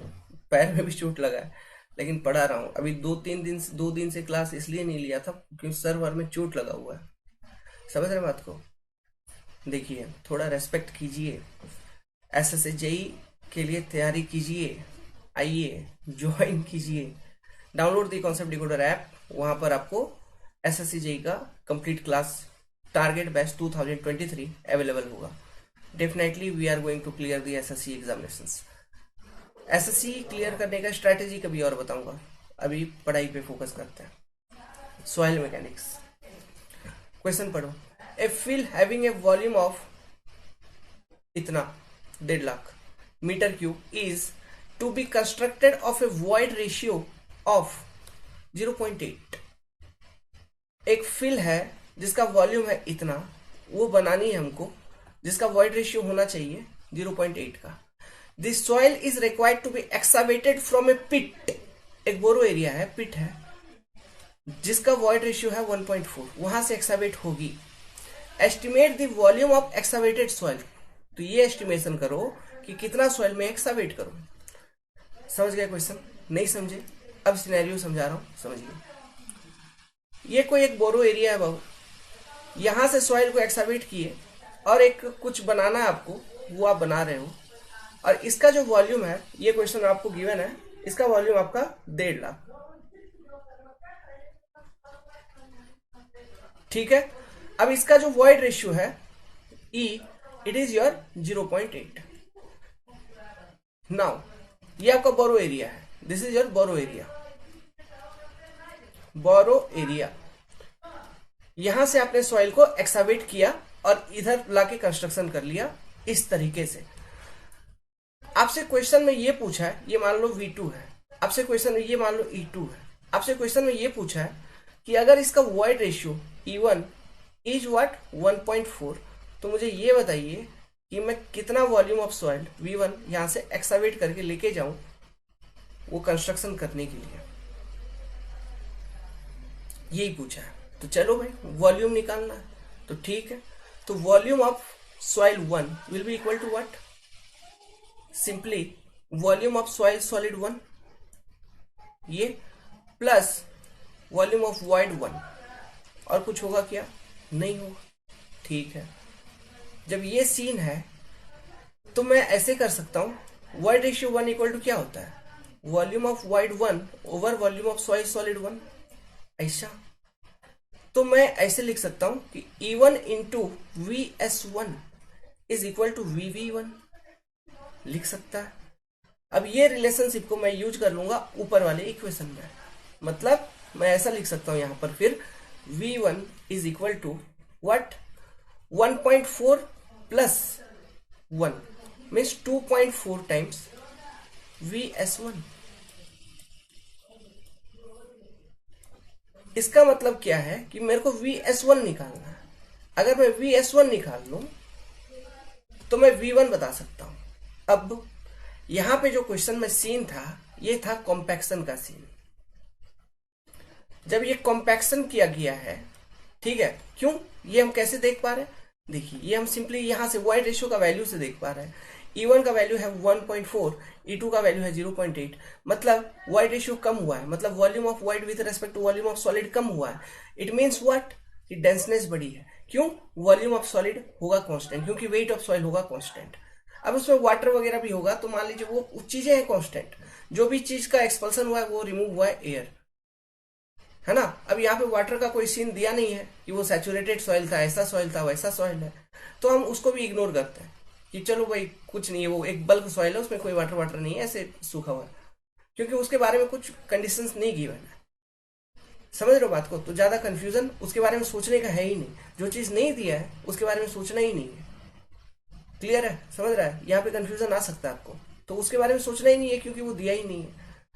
तो इस केस में बेसिकली ये है कि वॉल्यूम ऑफ सॉइल सॉलिड जो होगा VS1 जो है वही VS2 है।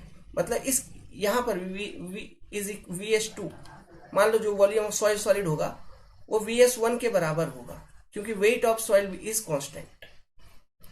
समझ गए? तो हम वॉल्यूम ऑफ सॉइल सॉलिड 2 हमको निकालनी है, तो वो हम निकालते हैं। द सेम प्रोसीड्यूर जो हमने किया हम लिख सकते हैं यहाँ पे V2 is equal to what? VS2 plus VV2, या फिर यहाँ पे आप VS1 प्लस VV2 लिख सकते हैं। ओके, तो ये क्या हो जाएगा? VS1 plus 0.8 times VS1 means 1.8 VS1 is equal to what? Is equal to 1.5 lakh जो वॉल्यूम V2 दिया है, means 150000 divided by 1.8 is equal to what? VS1। ये कितना आ रही है? निकालो भाई। 83333 एक मिनट यार, 0.33 metre cube. This is the VS1 value. तो अगर ये VS1 इतना हो गया तो अब आपको निकालनी क्या है? V1 का value, which is your 2.4 times, means equal to 2.4 into 83333.33। Calculator चलाओ भाई।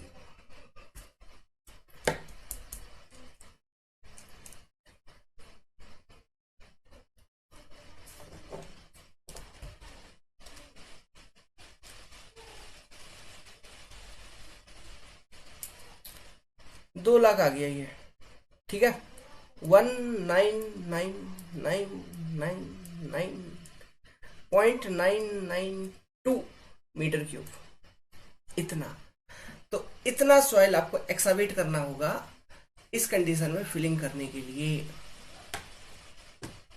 समझिए बात? ऐसे होता है क्वेश्चन सॉल्विंग। यहाँ पे बेसिकली जो क्वेश्चन ये सॉल्व हुआ ये क्यों हो गया?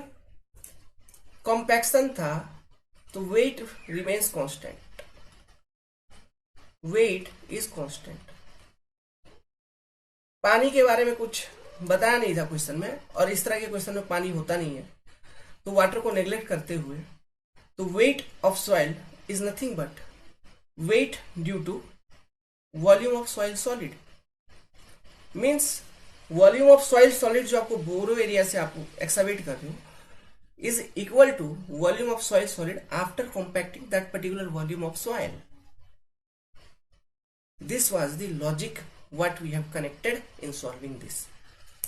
और ये पैटर्न का क्वेश्चन आपको एग्जाम में बहुत पूछेंगे, ऑब्जेक्टिव में भी आएंगे, गेट में भी आएंगे, ईएस इंजीनियरिंग सर्विस में 1 नंबर में भी आएंगे, एसएससी जेई में डिफिकल्ट लेवल क्वेश्चंस में भी ये आएंगे, एसएससी जेई में ये कन्वेंशनल में आएंगे। समझ रहे बात को? ठीक है, very good question, note it down, pause the video, note it down. आपको वैसे ये जो पीडीएफ है ये मैं जनरेट करके ऐप के ऊपर ही अपलोड कर दूंगा, जो अपना सॉइल मैकेनिक्स का प्लेलिस्ट है ऐप के ऊपर, जो जिसमें ये क्लासेस साइमल्टेनियसली अपलोड की जा रही है, तो वहां पर भी ये क्लासेस आपको अपलोड कर दी जाएगी। एसएससी जेई 2023 टारगेट बैच जो है उसमें ये अपलोड कर भी दी जाएगी। ठीक है, और भी डिफरेंट जितने भी बैच हैं सब में ये अपलोड कर दिया जाएगा ऐप के ऊपर, तो आपको पीडीएफ भी अवेलेबल होगी। ठीक है, not to worry for that, note it down. देखिए अब ये एक कंटेंट है, थियोरेटिकल पोर्शन है, मैक्सिमम पॉसिबल वॉइड रेशियो आपको किस केस में मिलेगा। ठीक है, ये कंटेंट है, इसको समझिए। पहले तो ये बताओ मेरे को, मैक्सिमम पॉसिबल वॉइड रेशियो जो है ये किस तरह के सॉइल के केस में मिलेगा, कोहेसिव सॉइल या कोहेजन लेस या कोर्स ग्रेन्ड सॉइल। ऑब्वियसली हमको maximum possible void ratio course grand soil के केस में मिलेगा, कोहेजन लेस सॉइल के केस में मिलेगा। क्यों? कोहेसिव सॉइल में ड्यू टू कोहेजन आप सॉइल को अलग नहीं कर सकते अधिक दूरी तक, क्योंकि कोहेजन मतलब क्या, भाईचारा, प्यार, अट्रैक्टिवनेस। तो वो कोहेजन के लिए, कोहेजन के कारण वो एक दूसरे से चिपके हुए रहेंगे। कौन? Fine grain soil. तो आप उनको अधिक दूर तक सेपरेट नहीं कर पाओगे, मैक्सिमम डिस्टेंस तक। लूज पैकिंग उसका पॉसिबल नहीं है, इसलिए मैक्सिमम पॉसिबल वॉइड रेशियो हम कोहेसिव सॉइल के केस में नहीं निकाल सकते। मैक्सिमम पॉसिबल वॉइड रेशियो हम निकालते हैं तो हम निकालते हैं कोहेजन लेस सॉइल के केस में, मतलब कोर्स ग्रेन्ड सॉइल के केस में। अब ये निकालते तो है कोर्स ग्रेन्ड सॉइल के केस में, लेकिन किस तरह का अरेंजमेंट हो ये बात हमें मालूम होना चाहिए, जिस केस में हमको मैक्सिमम पॉसिबल वॉइड रेशियो मिलेगा और उसकी वैल्यू क्या मिलेगी। अगर वॉइड रेशियो मैक्सिमम है तो वो वॉइड रेशियो का वैल्यू को देखते हुए पोरोसिटी का वैल्यू कितना है, ये 2 बातें हमको मालूम होना चाहिए। ये एग्जाम में पूछता है। ऐसे तो ये है एकदम थियोरिटिकल कंटेंट जो आपको ध्यान रखनी है, लेकिन अपने को प्रूफ भी आती है। ठीक है, तो हम प्रूफ भी करके आपको दिखाएंगे। पहले मैं थ्योरी लिखवाता हूं, ओके, उसके बाद मैं आपको प्रूफ इसका समझाता हूं, है ना। जरूरत नहीं है लेकिन करवा देंगे। ठीक है, तो ये आ गया आपका कंटेंट। लिखिए, if uniformly graded coarse grained spherical soil solid. क्या? यूनिफॉर्मली ग्रेडेड है मतलब सभी एक साइज के हैं। यूनिफॉर्मली ग्रेडेड मतलब यूनिफॉर्म मतलब एक जैसा, मैं जैसा वैसा आप, एक जैसा। तो uniformly graded coarse grained spherical, sphere सभी स्फेरिकल हैं, सॉइल सॉलिड एक साइज के हैं। ठीक है, are arranged in loosest state, अपने एकदम अधिकतम लूजेस्ट स्टेट में उनको अरेंज किया गया हो।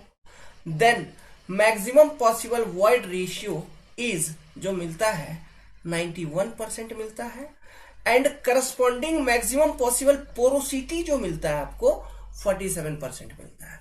तो ये चीज आपको ध्यान रखनी है। कोर्स ग्रेन्ड सॉइल्ड है, स्फेरिकल सेफ है, यूनिफॉर्मली ग्रेडेड है मतलब सभी का साइज एक जैसा है, और उसको लूजेस्ट स्टेट में अरेंज किया गया है, तब जाके maximum possible void ratio is 91% and corresponding maximum possible porosity is 47%। Clear? ठीक है, अब बात करते हैं कि ये लूजेस्ट स्टेट हम कैसे अचीव कर सकते हैं, क्या ऐसा अरेंजमेंट होना चाहिए। This loosest state can be achieved when soil grains are arranged in rectangular array एक अरेंजमेंट है और क्यूबिकल एरे दूसरा अरेंजमेंट, दोनों सेम ही चीज है। ये दोनों फॉर्म में आप किसी भी फॉर्म में एक पैटर्न में अरेंज करिए, लूजेस्ट पॉसिबल स्टेट आपको अचीव होगा। ठीक है, मतलब इस फॉर्म में लूजेस्ट पॉसिबल स्टेट पे अरेंज करिए, तब आप कैलकुलेट करेंगे वॉइड रेशियो तो आपको मिलेगा 91%, और पोरोसिटी कैलकुलेट करेंगे तो मिलेगा आपको 47%। ये सिस्टम है। तो ये डेटा बस आप याद रखेंगे तो आपको सारे एग्जाम में क्वेश्चंस जितने भी आते हैं बस इतना पूछा जाता है, प्रूफ करने का जरूरत नहीं है। लेकिन अगर फिर भी आपके आत्मसंतुष्टि के लिए मैं प्रूफ इसको करके दिखा देता हूँ, है ना, क्योंकि आप पढ़ाई कर रहे हैं और ये है फाउंडेशन क्लास, तो चीजें आपकी कॉपी में होना चाहिए, जानकारी आपको होना चाहिए। ठीक है, प्रूफ बड़ा एक सिंपल सा मैथमेटिकल कॉन्सेप्ट है। देखो, क्यूबिकल एरे या फिर रेक्टेंगुलर एरे के फॉर्म में अरेंज करना है तो कंसिडर कर लो एक क्यूब यार, एक क्यूब कंसिडर कर लो जैसा मैं कर रहा हूं, एक मिनट, या फिर ऐसे नहीं करके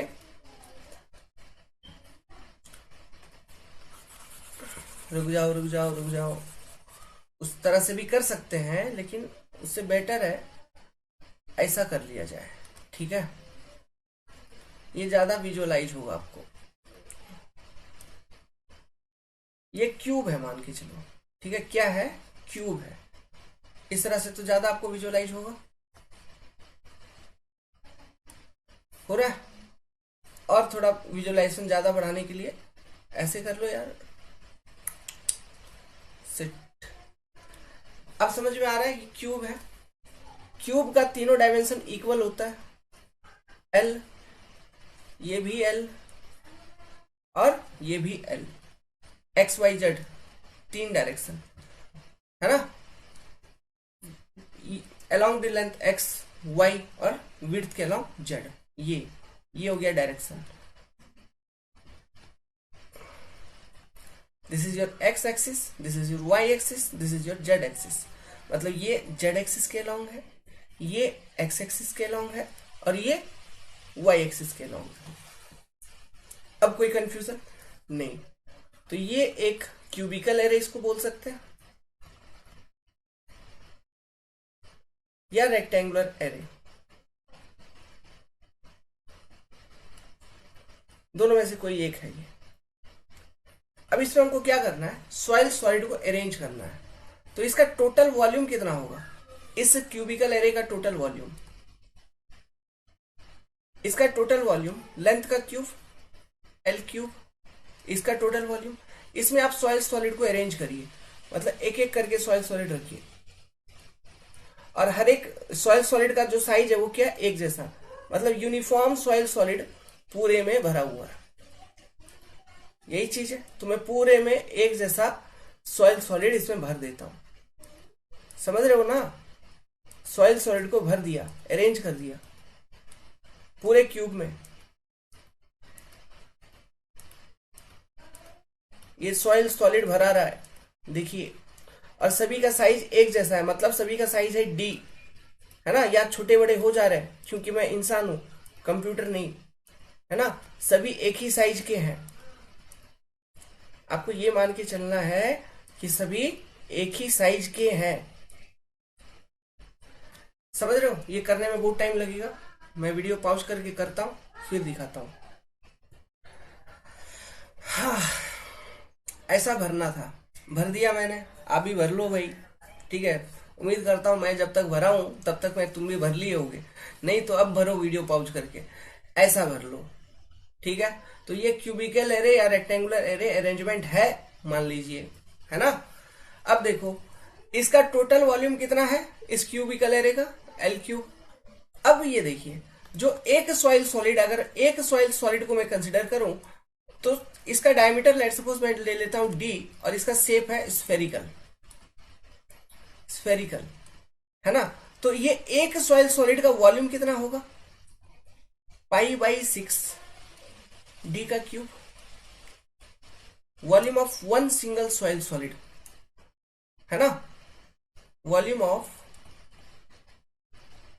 सिंगल सॉइल सॉलिड।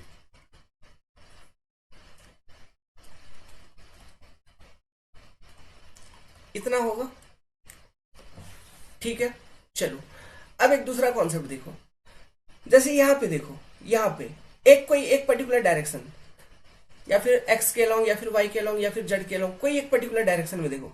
यहाँ पे ये particle soil solid D size का, ये डी लेंथ, ये डी लेंथ, ये भी डी लेंथ, ये भी डी लेंथ का, ये भी डी लेंथ का, ये भी डी लेंथ का, ये भी डी लेंथ का, ये डी डी, ये भी डी लेंथ का, ये भी डी लेंथ का, ये भी डी लेंथ का, है ना, ये भी डी लेंथ का, ये भी डी लेंथ का, ऐसा ये सभी D D D D D D length के सॉइल सॉलिड अरेंज है एक लाइन में, उसी तरह दूसरे लाइन में, तीसरे लाइन में, ऐसा। अब मेरा सवाल ये है, in a single direction total number of soil solid कितने हैं। In a single direction, in a single direction, single direction कहने का मतलब ये एक्स हो सकता है, वाई हो सकता है, जेड हो, कोई भी एक direction. Total number of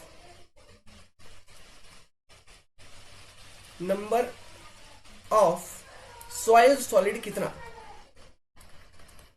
soil solid कितना, soil solid is what, is equal to, आप बोलोगे sir L divided by D।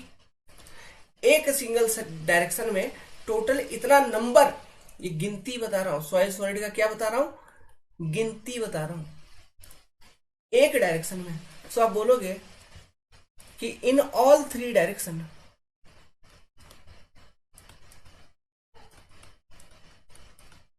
Total number of soil solid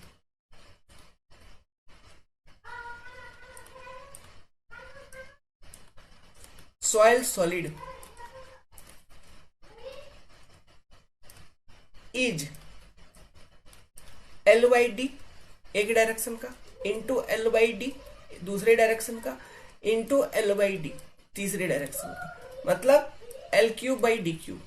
sir ये जो आपने क्यूबिकल एरे या रेक्टेंगुलर एरे बताया, मेरे को ज्ञान दिया है, उसमें टोटल इतना सॉइल सॉलिड है, नंबर आपने बता दिया, गिनती। अब देखो भाई, मेरे को volume of single soil solid मालूम कितना, V by 6 D cube. Volume of single soil solid is known to me, V by 6 D cube. तो क्या इस रेक्टेंगुलर या क्यूबिकल एरे में हम total volume of soil solid निकाल सकते हैं, क्योंकि हमको total number of soil solid मालूम है। So total volume of soil solid, total volume of soil solid कितना होगा, volume of single soil solid, volume of single soil solid into multiplied with number of soil solid.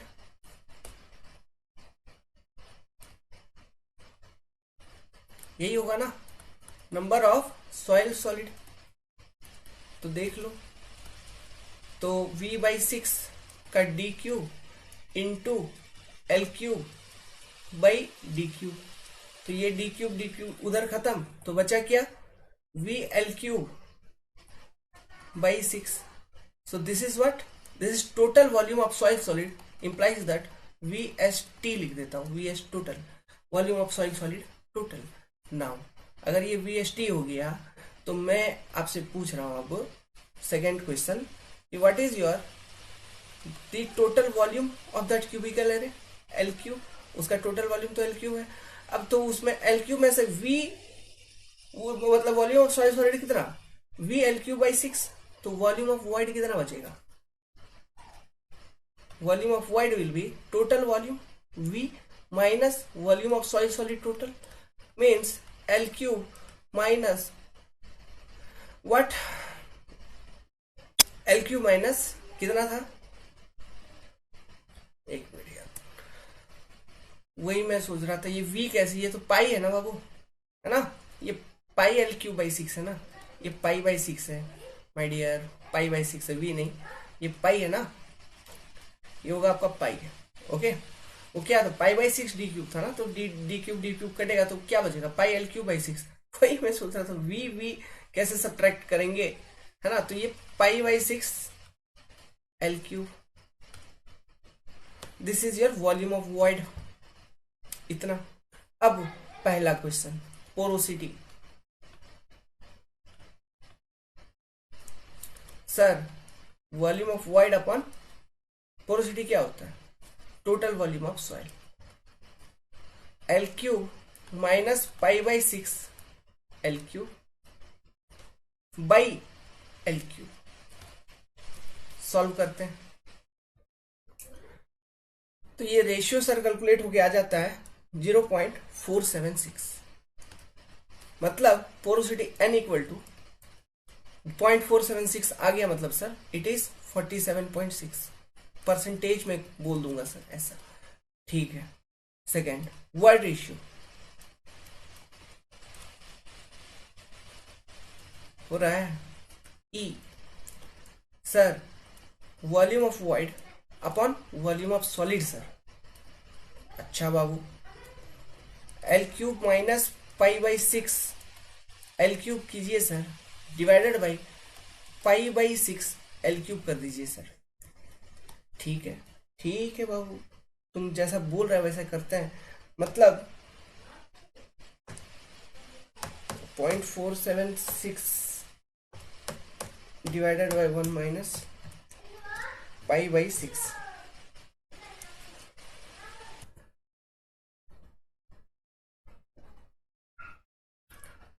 Sir तो ये आ रहा है sir आपका, देखिए 0.9098। क्या ये अप्रोक्सीमेटली 91% इसको मैं नहीं कह सकता हूं क्या, और इसको 47% अप्रोक्स नहीं कह सकते हैं क्या, यही तो मैंने लिखा है, आपको प्रूफ करके दिखा दिया। तो इस तरह से कैलकुलेट होता है सिंपली। हो गया प्रूफ, हो गया, ठीक है। तो इस तरह से आप प्रूफ कर सकते हैं। ये कन्वेंशनल में आज तक नहीं आया है। आप बोलोगे कि ऐसा प्रूफ करने के लिए आया क्या एग्जाम में, नहीं आया। जस्ट आपके नॉलेज के लिए, आपको ये ना लगे कि कुछ भी पढ़ा दे रहे हैं सर, कुछ भी बोल दे रहे हैं, कहीं से भी कंटेंट उठा के कुछ भी बता दे रहे हैं, नहीं, प्रूफ करके बता रहे हैं चीजों को। आपके नॉलेज के लिए एक मैंने प्रूफ करवा दिया, समझ गए बात, ठीक है। तो अब चलिए नेक्स्ट हेडिंग डालिए, minimum possible void ratio and porosity. जब मैक्सिमम किया तो मिनिमम भी करेंगे। लिखिए, the minimum possible void ratio can be obtained if this course grained spherical. देखो मिनिमम पॉसिबल वॉइड रेशियो हम कोर्स ग्रेन के लिए, कोहेसिव सॉइल दोनों के लिए निकाल सकते हैं, बट यहाँ पे चूंकि पहला कोर्स ग्रेन के लिए निकाला, इसको भी कोर्स ग्रेन के लिए बता दिया। But minimum possible void ratio is also possible for cohesive soil, है ना, क्योंकि यहाँ पे डेंसेस्ट पैकिंग पे मिनिमम पॉसिबल वॉइड रेशियो निकलेगा, जो कि कोहेसिव सॉइल में आप डेंसेस्ट पैकिंग अचीव कर सकते हो डेफिनेटली, है ना। सो नो डाउट ये minimum possible void ratio can be calculated for both, but चूंकि पहला वाला हमने कोहेजन लेस के लिए किया, इसको भी कोहेजन लेस के लिए बता दिया, कोर्स ग्रेन के लिए बता दिया, स्फेरिकल सॉइल सॉलिड बता दिया, अरेंज्ड इन ए, ये इंपॉर्टेंट है, रोम्बोहेड्रल एरे। रोम्बोहेड्रल एरे, ये टर्म आपसे एग्जाम में पूछेंगे। अल्फा का वैल्यू भी पूछेंगे, उसका कितना, 60 डिग्री। अभी अल्फा क्या है मैं आपको बताऊंगा, एंगल बिटवीन फेसेस होता है, side faces under densest packing, जिसमें से ई मिनिमम का वैल्यू आपको 35% मिलेगा और पोरोसिटी मिनिमम का वैल्यू आपको मिलेगा 26%। रिमेंबर दिस, नोट डाउन करिए, वीडियो को पॉज करके करिए नोट। नेक्स्ट, अब इसी में आपको ये रोम्बोहेड्रल एरे बना लो, रोम्बस जैसा, और क्या, थोड़ा इंक्लाइंड होगा, ऐसा ऐसा इंक्लाइंड बना लो, बस काम बन जाएगी।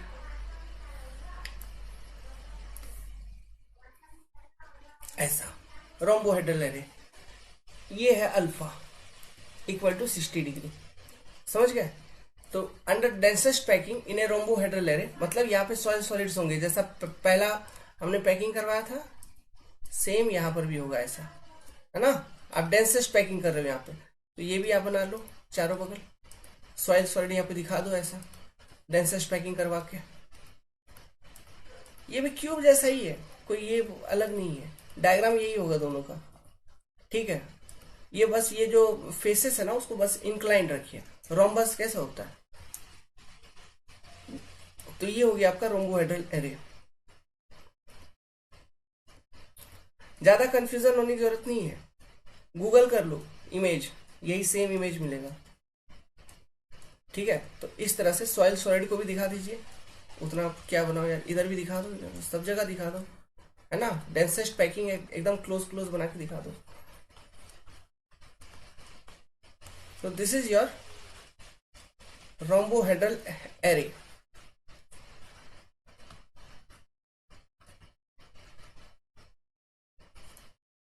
DRAL, rhombohedral array.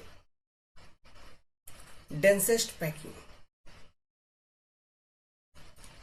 rhombohedral array के पैटर्न में डेंसेस्ट पैकिंग आपने किया है, तब जाके आपको ई मीन 35% एंड पोरोसिटी मिनिमम 27% मिल रहा है। अल्फा का वैल्यू होना चाहिए इसमें 60 डिग्री, मतलब ये जो इंक्लाइन फेस है ये कुछ ऐसा, ये कुछ ऐसा, ये 60 डिग्री एंगल इन दोनों फेसेस के बीच में होना चाहिए। So this is your overall concept for today. From next class we are going to start a brand new completely new topic which is your index property. ये बहुत बड़ा topic है index property, इसमें एक एक करके करेंगे। मतलब हम पढ़ेंगे वाटर कंटेंट क्या होता है, उसका टेस्टिंग क्या होता है, कितना तरह के टेस्ट होते हैं, है ना। बहुत तरह के टेस्टिंग होते हैं। वाटर कंटेंट में ही तो 8-10 तरह के टेस्ट हैं, हर एक टेस्ट के बारे में पढ़ना होगा। एग्जाम में क्वेश्चन आता है, ओवन ड्राई पढ़ोगे, फिर मॉइस्चर मीटर मेथड पढ़ेंगे, पिक्नोमीटर मेथड पढ़ेंगे, सभी टेस्ट के नाम याद रखने हैं, प्रोसीड्यूर याद रखने हैं। एग्जाम में कहीं से भी कुछ भी उठा के पूछ लेता है। तो इंडेक्स प्रॉपर्टी में ऐसे बहुत सारे प्रॉपर्टीज हैं। यूनिट वेट हो गया, मतलब डेंसिटी ऑफ सॉइल हो गया, वो भी इंडेक्स प्रॉपर्टी हो गया, कंसिस्टेंसी भी है। तो सब चीजों को पढ़ना पड़ेगा अब, ठीक है। अब बेसिक स्टार्ट हो रही है, तो अब से जो प्रॉपर्टी जो हम स्टार्ट करेंगे इंडेक्स प्रॉपर्टी, ये वाला एक कंप्लीटली बहुत लंबा फेस चलेगा। चैप्टर 1 सबसे बड़ा है, चैप्टर 1 इज वेरी बिग, सबसे बड़ा। इसके बाद यही बेसिक है ना पूरा सॉइल का, इंट्रोडक्शन है, ये समझ गए, उसके बाद सब कुछ आराम से समझेंगे। इसमें सब तो प्रॉपर्टीज वगैरह ये उसको छोटा मोटा चीज है सब कुछ, है ना। तो ये समझना बहुत जरूरी है। इसके बाद सभी चैप्टर इजी है, सिंपल है, शॉर्ट है। ये अब जो थ्योरी पोर्शन स्टार्ट होगा ये बहुत लेंदी है। इसके बाद फिर ये चैप्टर खत्म होने के बाद यही समझ लो, ये चैप्टर खत्म हो गया तो सॉइल 30% खत्म हो गया, ठीक है। तो चलिए अब नेक्स्ट टॉपिक इंडेक्स प्रॉपर्टी, जो कि नेक्स्ट क्लास में देखेंगे। All the best.